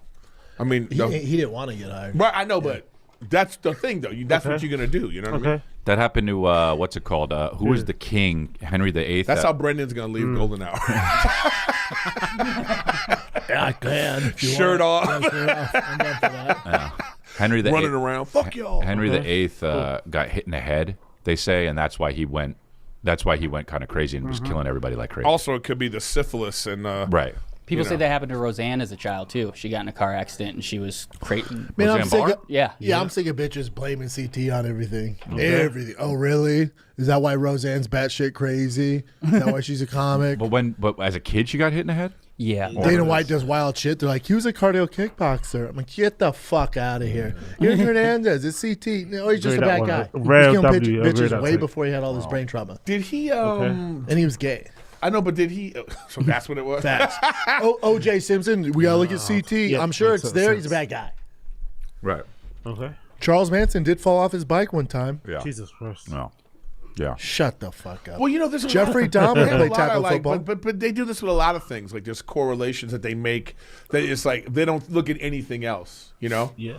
I mean, it's just like with like I think that the what has been put in our food for the last 30 years agree. probably has more to do with some of the stuff that's going on with kids and 100%. adults. But then vaccines, am I right? But I'm just saying somebody could say it's vaccines. They could say you could believe that, or it could be the plastic in our stuff. Yeah, it's a bunch of stuff. Yeah, you know what I mean. So, autism's up 70% since they increased vaccines. Not a big deal. But but also they a lot of other things have changed too. I'm just saying it could be about a lot of things. I'm not saying it's not vaccine. McDonald's French fries used to only have 3 ingredients. They're so much better now, though. Bro, I've been elevating my style. What's Did you know that? I have. It used more fucking ad reads. They're going crazy with ad reads. They're going fucking crazy. It's got to win something. It's got really good stuff. I got a luggage piece that is the best. Is it good? Yeah, it's great. I use it whenever I travel. Well, be like Eric. Go to quince.com/golden for free shipping with your order and 365-day returns. That's QUINCE.com/golden to get free shipping and 365-day returns. Quince.com/golden. I saw this.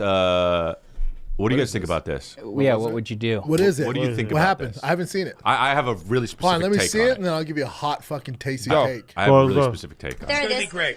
You're a winner. Oh my God, when I'm talking, you're not talking. No, when I'm talking, you're not talking. This is why, yes, we'll have to like just cut him out of the show. Funny. Great. Funny. You're a winner. Oh my God, when I'm talking, you're not talking. Is this his wife? No, when I'm talking, you're not Is talking. that me and Brian Callen? That's great. Yeah, there that you look go. is funny. Dude, I would be so mad. Like, okay.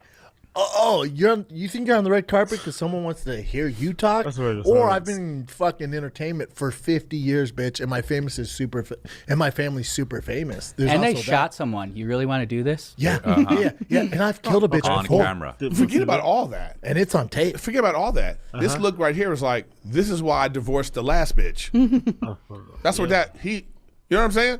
Like, but you know what? I'll give you my What do take you- what for do a you moment do? to hear your Okay. specific No, take. go ahead. My thing in this moment right now is like, it's a lose-lose for him. Oh, you can't do because anything. Yeah, because you're right now that's why that look on his face is like, oh, we're gonna talk about this later, right? And it's too late. They're But it's talking too late. right now. I know, but it's like it's already because you can't be like this too. You can't grab her elbow and be like, thank you, and then because that's my energy would be like, oh, we gotta go talk. Yeah. Because if she would have done like she's acting like that now, he easily could have been right there like this. Oh no. No. Hey, you know. He's always complaining about his wife. He fucking hates that lady. And then it's like, ugh, it's awkward. So he's in this lose-lose. Oh, see, I don't give a fuck, and I'll make it awkward. Yeah. Like, even when we have I agree. I like making if it me and Joanna, awkward. it's rare if we're arguing. She's like, let's not do this in front. I'm like, oh, no. You've already embarrassed me. Now, I don't give a fuck now. Right. You fucked up. Now, I'm going Brittany to... goes into like, Oh, yeah. we talking now. We talking about mamas. Yeah. I go nuclear. Yeah. I'm like, oh, no, it's already awkward. I'm just going to make it more awkward. Yeah, okay, That's- Chris. That's what you're dealing with. Hit us with it. Go back to it though. I have a take, and I'm sure it's right. Let's hear your take, Chris Lear's take. Let's hear Chris Lear's take. After moving untold amounts of bricks, let's see what he has to say. Okay. Better than both of ours? Well, it's not that it's better. I me and think Eric I are know serving up something hot that lasagna. happened that We're serving up hot lasagna. I know that, but she's at least trying to be funny. Okay. Oh, no. Horrible take. Yeah, She's trying to be funny. It didn't work. like Kramer. He's trying to add to it with his face. This is not serious, bro. And it's just, it didn't play out right. They didn't know their audience, and it didn't play out right. Bad take. And it's not a bad take. Horrible it's what take. happened. No, you're serving cold lasagna. But let me tell you something, though, dude. Yeah. I've got a Bad take, you're serving cold lasagna. Okay. Never heard that one before, but yeah, whatever floats the boat. Let's continue on. Come on, son. Dumb. Where is this? Yeah, there you go. I'll take it there. Boom. really, really good fucking direct line into what's fucking funny, dude. And I know what she's trying to do. I think your She's just lines not are doing it. Yep, your line's So off. you're saying the conversation they're having later is he's like, hey, when we're doing this, Yes. you gotta like, you know, Yes. because now you have to be looking like an asshole. Yes. Yeah, That's I agree. that's her at a 2. Behind closed doors, she talks to him way worse. Well, that's what's going on. Have you met her? But that's not. Have I you, actually you have. know but her that's- back? I haven't either. Have you met her background? No, I have. But her whole background lying about she's fucking I understand, Spanish and yeah. all that shit. No, Alec Baldwin is always going. He's funny, dude. Yeah, he was yeah. ready Yeah, to do that. Congrats. It just Yeah. the audience misunderstood it. I didn't because I've got a direct line into what's funny. Your wife would never. Your wife would never do that. The audience didn't misunderstand. No, they just did this wrong. Yeah. Don't blame the audience.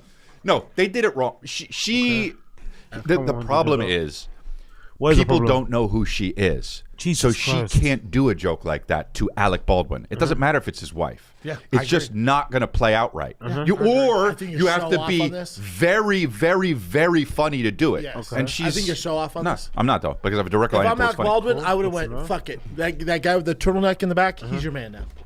if this happened to me, Also, we're at Planet. So stupid. we're- You just go pick guys. Yeah. You go, Look you at know that what? guy. That guy, you're with him now. You're in. You're in. You're in. But they're You also go get the guy. Come here. Come here. This your new wife. Like she's hot, right? here's Enjoy. what Alec Baldwin should have done. It's also Planet Hollywood. This is a disaster. Here's what Alec Baldwin should have done. She said, let me finish. Don't interrupt me when I'm not talking. You'll be like, oh, but you're being so boring. Yeah. Then he fixed it. Yeah. I don't think either of them have a direct line into what's funny enough to. Whoa. What? I think you're off. But then what happened? No, I think that I'm not off, I bro. tell you why he's still in the lose-lose, Chris. Even if you're Tell us why he's still in the lose, Eric Griffin. Tell us, please. We're eagerly anticipating. right, he couldn't do that because then later she's going to be like, "You embarrassed me." Fine, Listen, but she made the bed. Listen, she's probably. I understand that, but she's probably never funny. I understand. And then this is the kind of like. And you think she's gonna this start is the on the red female carpet? ego right here. But bro, don't enter He's the octagon. always funny. But don't enter the octagon. Okay. That's what I'm saying. Oh, sweetie, you're gonna enter the octagon. The octagon is funny. This is what's funny. If you put me in an octagon, I gotta go. I gotta go, and I have a direct line into what's funny. You don't. Great. So if Yeah. you're gonna do the, You know what? I'm gonna scream out how boring you are, and knock you out. You know what you just did?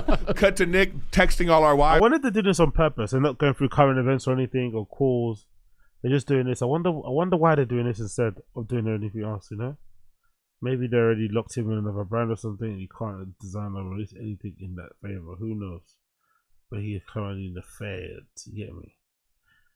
Feds, and them, and all of them man them over there. Wives right now. Hey, I need you to interrupt him when he's. Yep. And make sure you record it. Yep.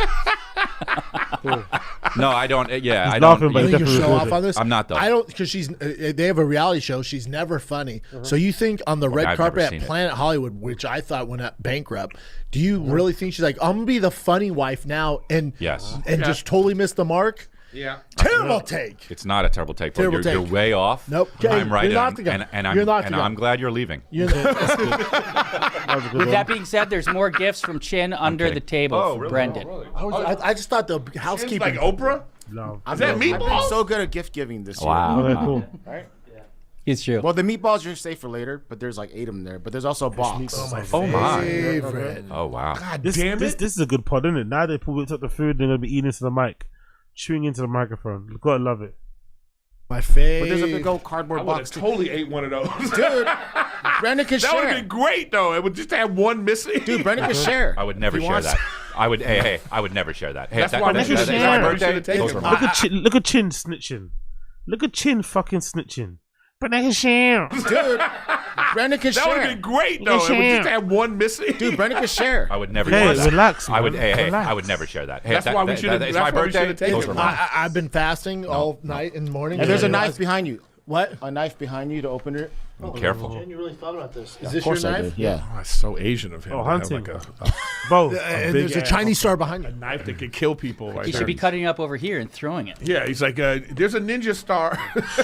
Oh, there's a samurai blade behind you. Okay, cool. He's cutting up a box now. Let's move on. We did podcast. Oh, let's do this actually.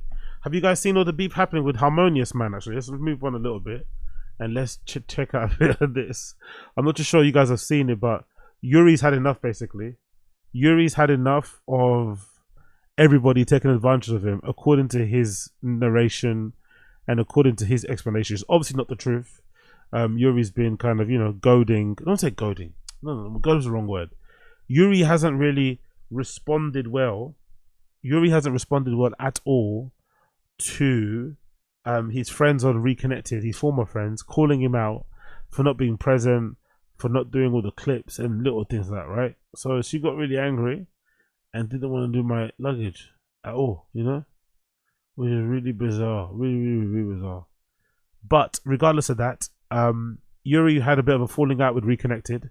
He went on the show and him and Housephone got into a pretty loud screaming match, shouting match. In that shouting match, Housephone delivered a legendary line about Yuri's tendency to scream at his girlfriend Riley in not so flattering words or terms. You get the drift. And then obviously the kid had to fucking recover. But in general, he fell out with them. He hasn't been back on the show since. And I guess he went to crash out again because randomly AD got on the phone and tried to call Yuri and then kind of mend everything. But I don't think he realized how deep the beef was. So it's a really funny clip in general. Let's just go through his stream because he does mention it pretty soon as the stream starts. So let's see what Yuri has to say about his friends. You skip ahead. Let's skip ahead. Let's skip ahead. Let's skip ahead. Let's skip ahead. Let's skip ahead.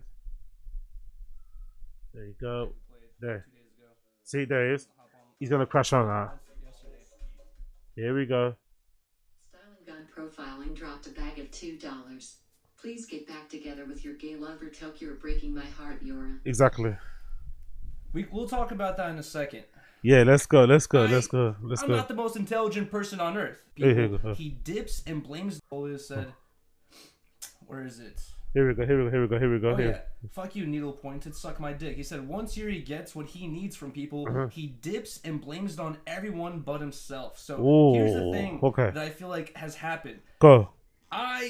I'm not the most intelligent person on earth. I'm not the most, like, I'm not the best person at memorizing things or remembering certain things. But people seem to forget the goddamn chronological order of events of how things happen, why they happen, and what the hell's going on. Okay, run it through to us. That shit that Do happened on play. the stream was lame. That was not cool. That was not cool at all, bro. Not even a little bit. So in case AD where he's like, in case you're wondering what happened on Toke's stream, which is still kind of weird, to be fair. I do understand where Yuri's coming from. It was a bit strange. So Yuri and Toke are friends. Toke's girlfriend, or Toke's wife, and Yuri's girlfriend, they're good friends. For whatever reason, Toke was he with Blasey? I think it might have been with Blasey. I don't know who he was with. Toke was streaming and he called Adam22 to inform him or to kind of get his opinion on what went down with the whole like Rolling 60s Rico thing. And I was surprised by it too, because I could have sworn Toke had a big falling out with Adam22. He went to fight Josh No Jumper at some event, and he was always screaming "fuck no jumper, fuck no jumper." So it was really strange to see him, wearing, what's it called? Calling Adam22 on the phone to get his opinion on the whole Rolling 60s thing. While they're on the phone, for whatever reason, Adam22, just maybe the agent of chaos, he decided to just say randomly in that phone call something about Riley. But he used her forum nickname, FPR, the not so flattering nickname that people on the forum were giving her. And I guess Yuri didn't like that. That's basically what happened. And now Yuri decided to cut off Toke and Riley. No, to cut off Toke and his wife. And yeah, that's where we're at the moment. So this is him kind of explaining why he did that, because I guess in the short form, he doesn't really fuck around when it comes to people disrespecting his girlfriend. Riley, he seems to, even though he doesn't show it sometimes on camera, he seems to really care about her. So if anybody does anything to upset her, he completely cuts them off. Even if he's in the wrong. Trying to be the peacemaker between me and House Phone. Okay. Bro, what House Phone did was fucking hella fucking lame. Did not apologize for shit. Doubled down on everything. And then no conversation is had, no apologies, no nothing, no conversations had, and then I get a call about a legal situation, and they're like trying to get fucking information out of me on a legal situation. I don't think the thing that House Phone did needs an apology. I think they're both frustrated at each other. They both said things that they probably didn't, maybe regretted after the fact. I don't think they both needed to have a Netflix special, I don't think so. Written on the belt or anything. That's my opinion anyway. Number one, if your homie's involved in some legal shit, why the fuck would you call him on camera asking about it? That's retarded. Like, you have any type of fucking intelligence or respect for your homie, Jesus Christ. That's retarded. Are you gonna call your homie? Let's not get too angry about that. It was just a drama thing. I don't think it was being that deep. I was surprised when they did call him though, just because I knew how badly it ended on those terms, but I don't think it was like a disrespect. Do you know what I mean? It was more so like, hey, I got some. You want to use it? Use it. You know what I mean? But hey. Homie with an open case and be like, yo, dude, could you talk about that open case, please? Can you give us some details about this? That's fucking You're so mad. It's 3 IQ shit. Let's roll up. Hold on. That's fucking retarded, dude. What the fuck?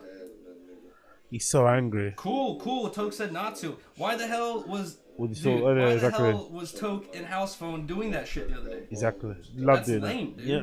What the fuck? Impress and some then on kids. top of it, you hear like a certain person say some shit over the phone, and then it's like no one fucking says anything about it. In fact, people laugh at it. Exactly. People laugh at what the fuck that dude said. It's not that deep. It is that deep Yeah. because it's Yeah. constantly Yeah. my homies, Agreed. disrespecting my girl, bro. Disrespecting my girl, disrespecting me. I don't think they disrespect his girl though. I think it's a bit of a stretch. Adam 22 said FPR, and they were just sitting there, I don't know, nervously laughing, but they didn't actually use it the way he's saying. Let's be fair. Let's continue. Along with it as well, like saying crazy shit. And it's always people who will like bring up shit. Like for example, they'll bring up like my low points of me being like a bad boyfriend, me being a shitty person, you know what I mean? Like the most critical situation, a couple other situations, right? Yes, I made mistakes. But it's the same people who will call me these names or be like, oh yeah, free Riley, blah, blah. It'll be the same people talking shit to Riley or talking shit about Riley. So fuck you, suck my dick to all the people who are like trying to stand up for Riley, but at the same time talk shit about Riley. Fuck all the fake people. Too much fucking fake people in my life, bro. I'm sick of it. I don't really know what he's trying to get at here. I think everyone was in there. I think, it was widely accepted or whatever that, the two stages of the play that got a goal was the most important part. But I don't know why he's so pissed off here because, they laughed at what Adam 22 said. They didn't co-sign it. They didn't encourage him to do so, but for whatever reason, I guess he's drawing a line in the sand, so he doesn't want to talk to him ever again, which is understandable in some shape or form. Bro, I gotta get my thoughts together. I'm just fucking hella irritated, disappointed, pissed off, and just annoyed, bro. How many times did I fucking banned so many people for typing Gracie Jane in my chat? Do you know how many times I banned people? You know how many people the mods have banned for typing Gracie Jane in my chat? You know how many times I've banned and timed out people for talking shit about Toke? I'm not sure they asked you to ban those people though, did they? Probably should have run it past them, but he probably hated the system, so he just kept doing it himself just to protect everybody's space and shit, which is admirable in some respects, but I don't think this is still grounds to end the relationship completely, I don't think so, but, I'll ride with him. Guess we'll have to work it out. Let's continue. Toke's wife, Toke's living, all this stuff. I fucking completely banned it, time him out, all this shit, right? Timed out and banned so many people for talking shit about goddamn House Phone. Okay. Things about Blasie's relationships, and then hella shit about Toke or whatever it is. Free them. Suck my dick, Louis. What the fuck? Jesus Christ. Anyways, he's so angry. Never fucking laughed about any of that stuff. Always had Toke's back, bro. With any of the shit that was talked about Toke. And in fact, the dude that Toke called talked shit about his wife. Why are you laughing on the phone with some dude that literally fucking made fun of your wife? That's a good point, though. That is a good point that he raises. I was surprised when I saw the phone call. I was surprised to see HP on the phone with Toke in the background talking to fucking Adam 22. That sounded super strange. Considering everything that went down, to him to be on the tracks is fucking weird. But hey, what do I know?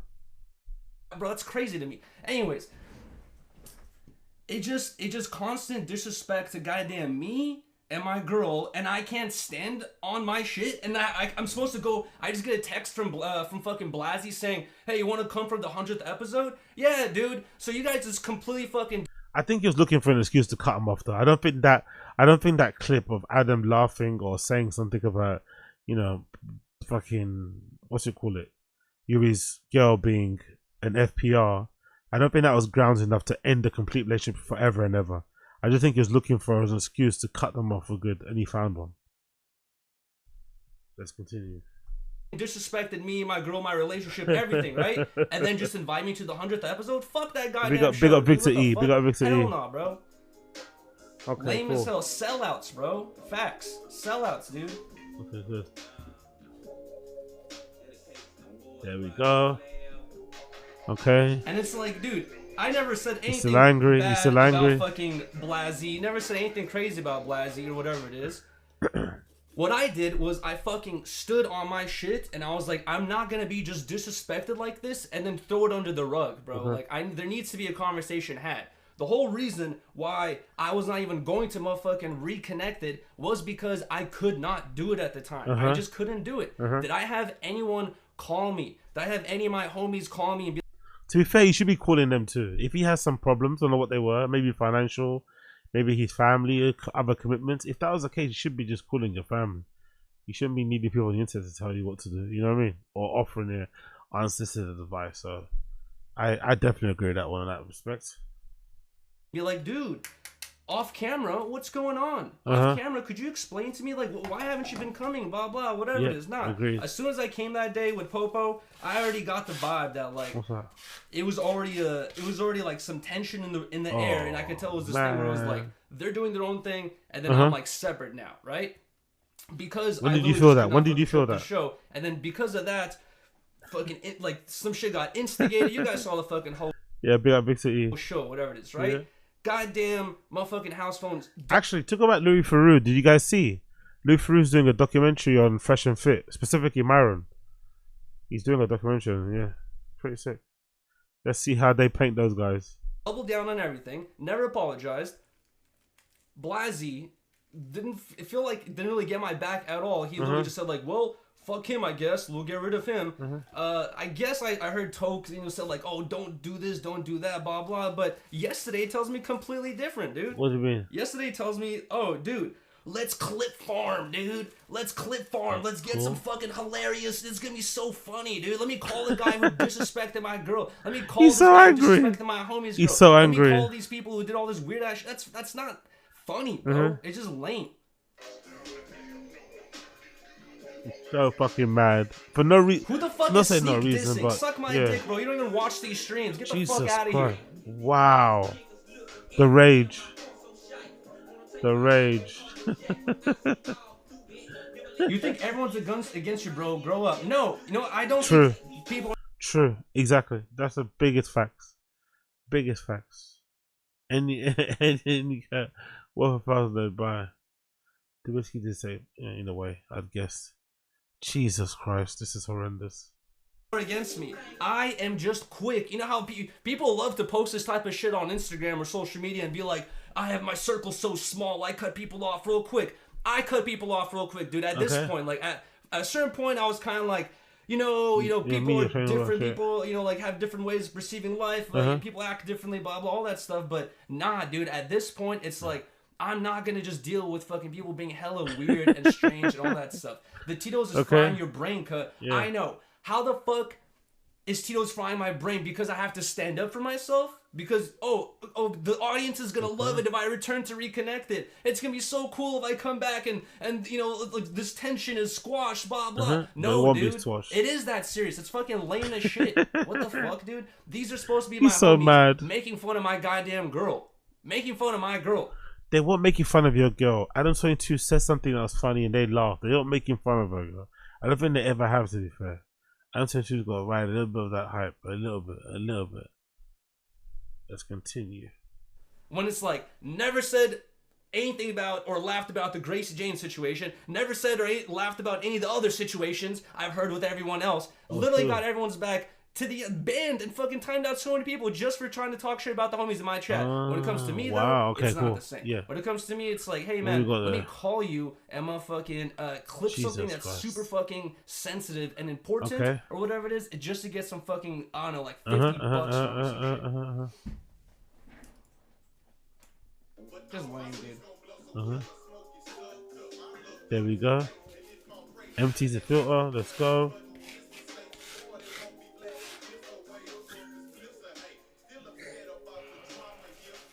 He's still mad? Okay, cool. That's it. That was him getting mad. And then, of course, Potlord replied, and he has some spicy things to say about YURY, which I'm just going to play here, actually. These are the spicy things he said about YURY. He really crashed out on YURY, Potlord. He really crashed out. And her unfollowing me, and her unfollowing... And by the way, that lady in the background is Potlord's wife, who is now upset because Riley unfollowed her because of all this drama. It's very messy, this whole thing. But essentially, yeah, they've all fallen out. Me just showed me that, Riley, you are such a fake friend. Like, we just literally said 2 weeks ago that we're gonna make this happen, that they're friends again. Yeah, yo, big up, people throw out customers like that. Level intelligence is black there for. Now he's dropping bombs, exactly. Big up Ucha, streams getting real unique. What does it mean? Who's getting you, Nikki? And so we can see each other because we love each other so much, and now you're just gonna fucking unfollow me? Big up Uni. For what reason? I wasn't even in the fucking room. But that's how you treat the... And I'm gonna... Oh, I'm so fucking mad right now because Riley, you got me fucked up. And I'm so close to crash out because I really thought you were my best friend. I'm so close to crash out. Big up Ali, man. She's a fucking legend. I'm so close to crash out. She's mad. And you just, I need to smoke. Like, I was there at times where you had nobody, not even Yuri. Ooh, I was there. Details. I did so much for you. I need to get out the... I'm a crash out. Yeah, just go. Yeah. I think the whole unfollowing thing stings way more for girls than it does for boys, isn't it? Like girl friendship groups. If somebody unfollows you who's like a real friend in real life, that's gonna sting. That's gonna feel like a betrayal. That's gonna feel like beef, innit? But I don't know. I think I agree with Yuri and Riley on this one, you know? Like, can Riley be friends with Potlord's wife, knowing full well that her husband basically, hates them or hates Potlord and shit? No, do you know what I mean? Can he really do that? Can he split his loyalties that way and still buy the jacket from the London store? You know? I'm not too sure. So maybe it's for the best. Maybe it's for the best that Riley did unfollow Ali and Toke. So there's that separation. But, you know, it's tough. That one's tough. Next crash out courtesy of Potlord regarding Yuri. This one I think he gets a little bit more he threatens Yuri with a bit of a slap, I think, if I'm not mistaken.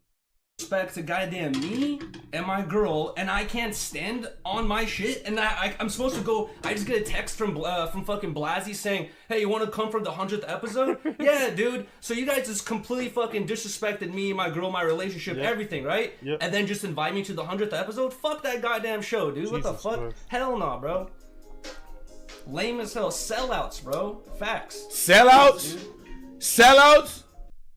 For some reason, that word sellout really triggered Toke. Maybe it's his surfing background, but that word really fucking triggered Toke. He really wasn't happy when Yuri, throwaway statement said sellout or throwaway word. He did not like that in the slightest. Sellouts. Nigga, we sold out. Nigga, we still live in LA, nigga. We ain't run from nobody. We talking about somebody sold out. That's a good point. I never thought about it that way. Yuri and Riley did kind of run away from LA. I thought it was mostly to save money, but looking back, it kind of was. The timing was around the same time that fucking, Compa Raider and Lush went in around his house and everybody else was throwing shit at his house. He just didn't want to live in that area anymore. So he said, you know what? Instead of moving different areas, just move to a different state or whatever. So I guess Potlord is right in that respect. We still live in LA. We ain't sold out, nigga. Shut your fucking mouth. Jesus Christ. Shut your fucking mouth, nigga. You are a little nigga. Let me tell you something. You are a fucking little nigga. You're a little nigga. You niggas, you sound stupid. You sound stupid, nigga. I'll smack the taste out your mouth calling niggas a sellout. You sound dumb as fuck. But to be fair to Yuri, you know me, I don't like to defend Yuri too much.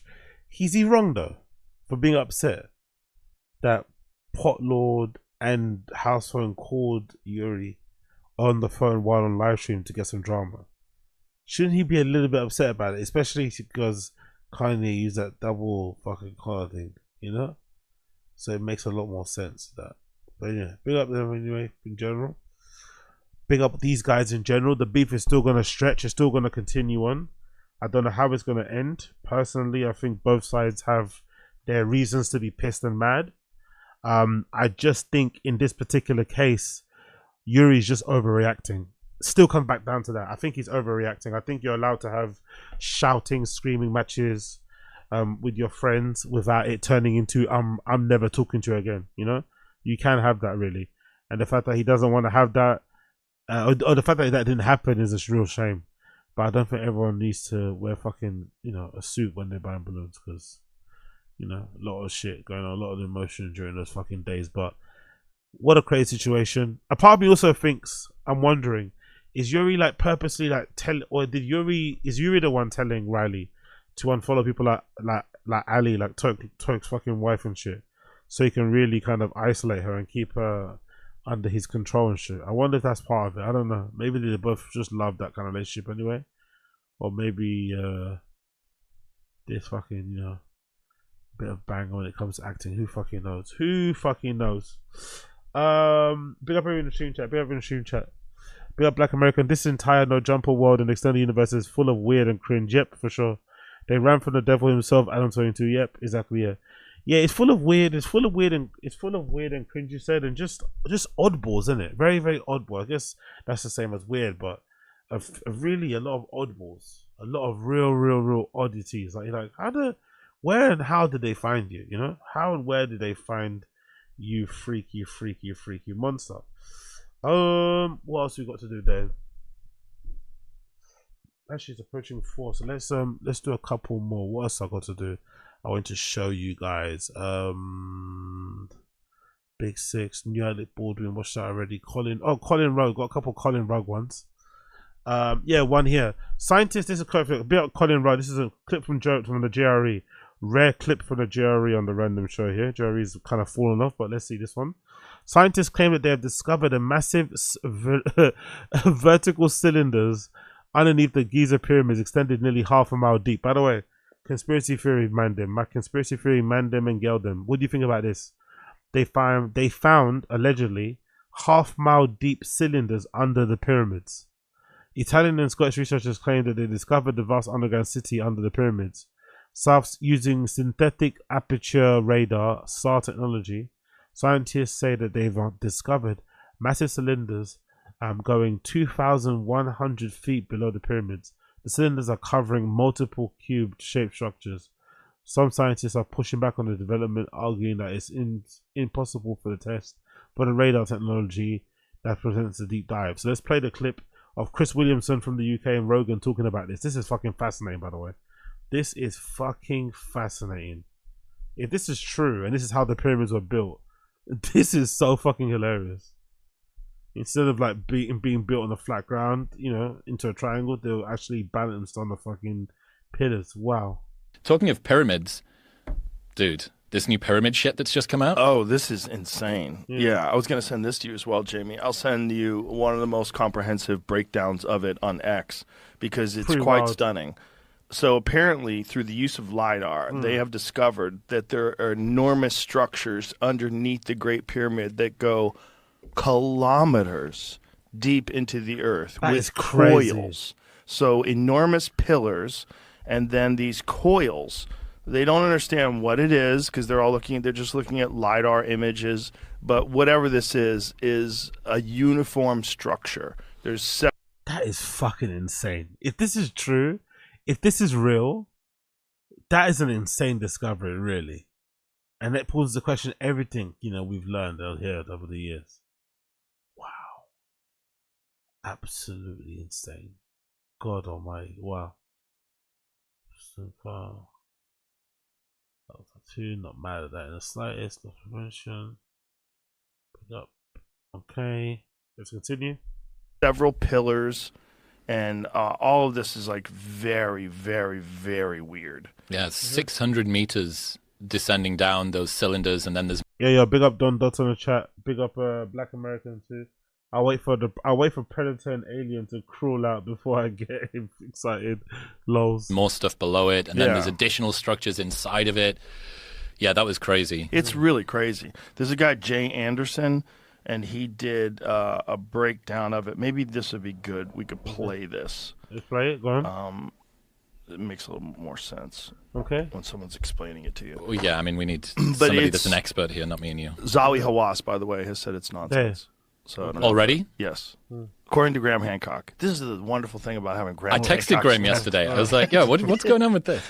Yeah, so click on that and go full screen, please. Oh man, don't pour cold water on it, Uche. Come on, let's be believers. Let's be fucking believers.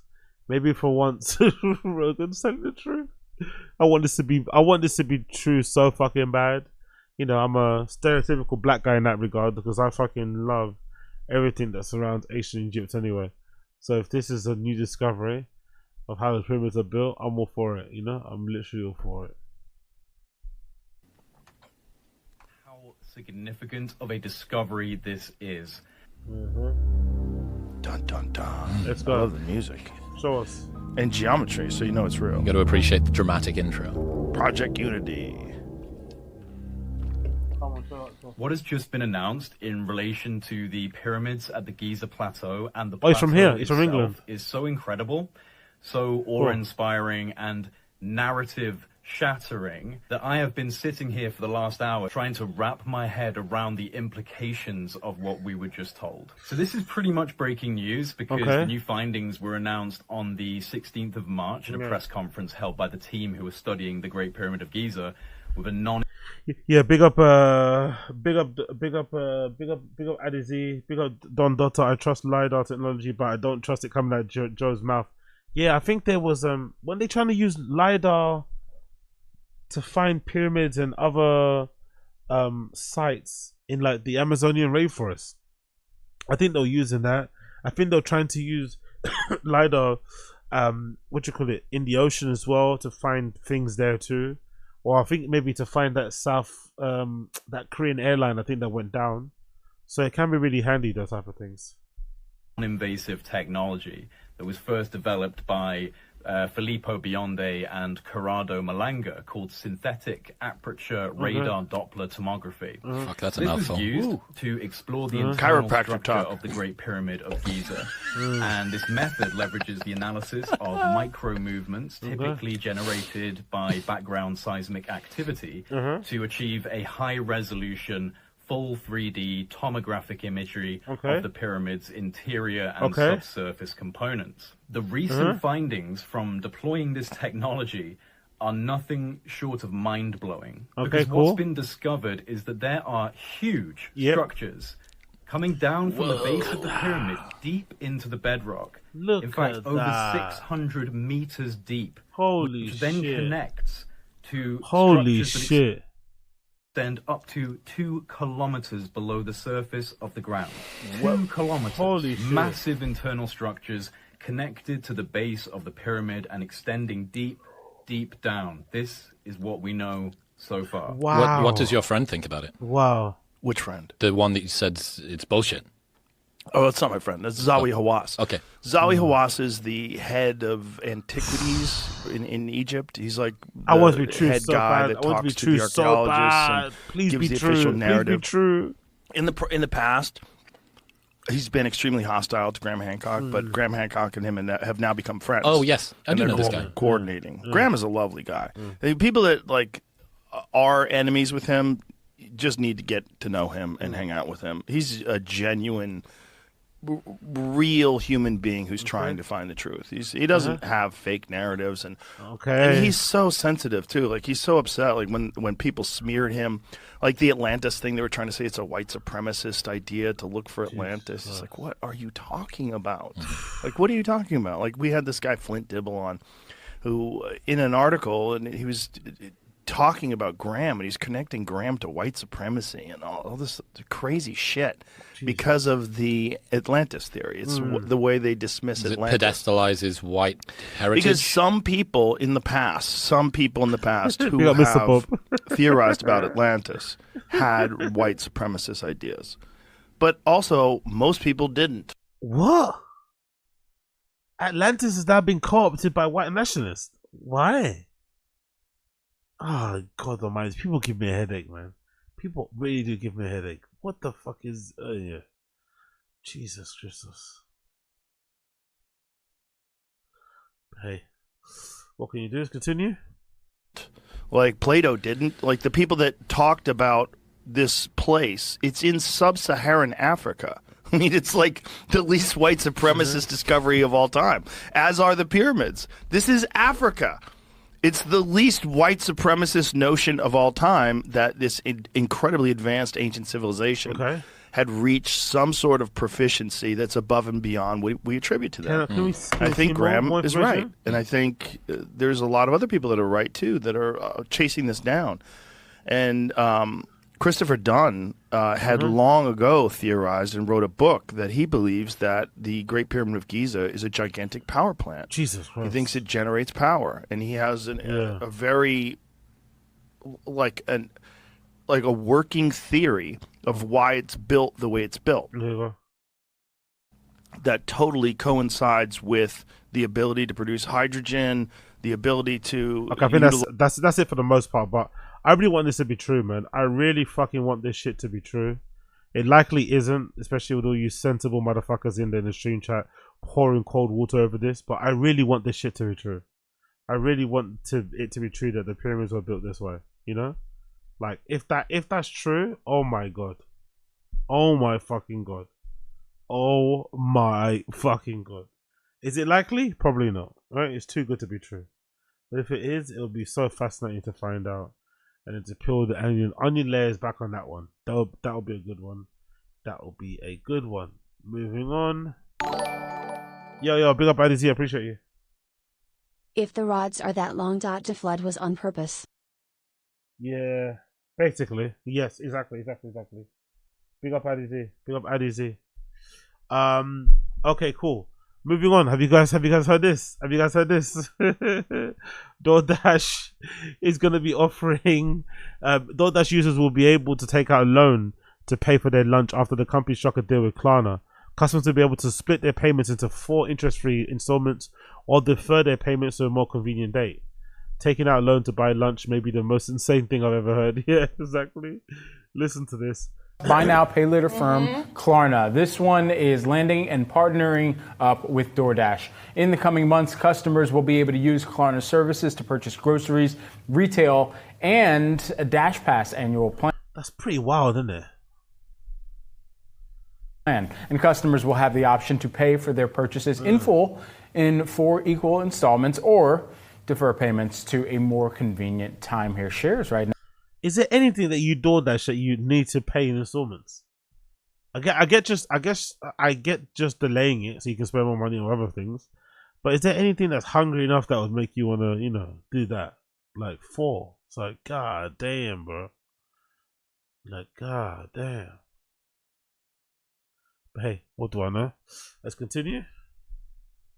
Now of DoorDash up by 1.5%. Yeah, and I'm not proud to admit this, but I am a Dash Pass member. Really? Yes, I am. How long? Member For since? like 2 years now. Okay, since 23. It's a good deal. It's a good deal. But for DoorDash, this is their first buy now, pay later partnership. We've seen this shift in consumer sentiment, this decrease in consumer confidence, this expectation that we're going to have inflation elevated over the long term. And we know that a lot of consumers, they've been pretty squeezed when you go to the grocery store. So the fact that we're seeing this buy now, pay later partnership for DoorDash, I think could be a positive, hence the share uptick that we're seeing today. But this is also coming ahead of KLARNA's expected IPO, and I think just partnering with more of a sexy name like DoorDash, a name that people know and recognize, that could potentially get some retail investors on board to potentially invest in this stock. And this comes just a couple days after they partnered with Walmart, and Walmart had a previous partnership with Affirm, which was a KLARNA competitor. So right now KLARNA is just wheeling and dealing ahead of this IPO. Yeah, okay, man, fucking wild though. It's really dark. If you have to fucking KLARNA, I don't know, something you got from fucking Popeyes or whatever, that it becomes really dark, really fucking dark. But I might, and I might have some really good taste, But maybe when it comes to fur, maybe the case is more to do with trusting the wrong people, But I just find that really fucking terrible. I find that super depressing that someone's out, that there are gonna be people out there that are gonna be so happy about this news. It's going to really make a difference in their lives, like legit. There's other people who are just going to be sobbing, acting like they're in need for attention, all this sort of nonsense. Hey, what do I know?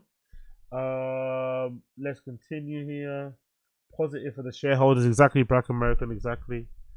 I wish that women can do this. Married a low value woman and blah, blah, blah. We have Uche. I bought the hula hoops on the DoorDash too. You can get anything. Yeah, during my time when I don't mostly Uber Eats. When there was a thing at the beginning of COVID, I think if I was mistaken, I was ordering like 3 different. No, I was ordering from 3 different places to each different thing for my dinner. Crazy, bro, absolutely crazy. Glad that day is over. Glad that era is fucking over. What else are we talking about there? We spoke about this, spoke about this, spoke about that. We spoke about most of the things, you know. I'm not gonna lie. We spoke about most of the things over here. So yeah. What's it? Oh, and then we got to cover the stuff that I put on the notes, didn't I? What was it? We got to cover Choose to Try and Jason Whitlock. Okie dokie. So I'm gonna love you guys and leave you here.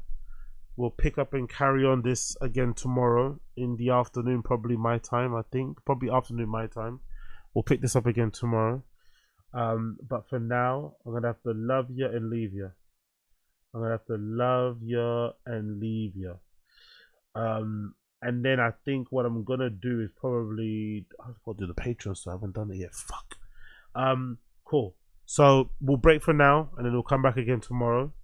I'll probably do a Taz after the random show. So I'll do a random show first in the afternoon, and then do a Taz. And yeah, man. Thank you for joining, as per usual. Thank you for joining. You know the deal. Smash the like, hit subscribe, all that good shit. Join the Discord. You know, hang out with the people here. Let's be friends. And yeah, man. Let's hang out. Let's hang out. Let's hang out. Tomorrow we'll be back again. We'll be here to chill. We'll be here to vibe. All that good shit. And then we can close out the week in the best way possible. Okay? Best way possible. Be up in the stream chat. Appreciate you. Yeah, exactly. Join the Discord. Join, subscribe, all that good shit. Get the likes up for me. Oh, I'm on 48 likes. Come on. Those of you who are left behind. Come on. 48. That's peanuts. Help a brother out. Come on. Help a brother out. Get involved. Like the stream before you leave. Please like the stream before you leave. Subscribe to the channel. All that good shit. Like the stream. And I'll see you guys again tomorrow. Take care. Be safe.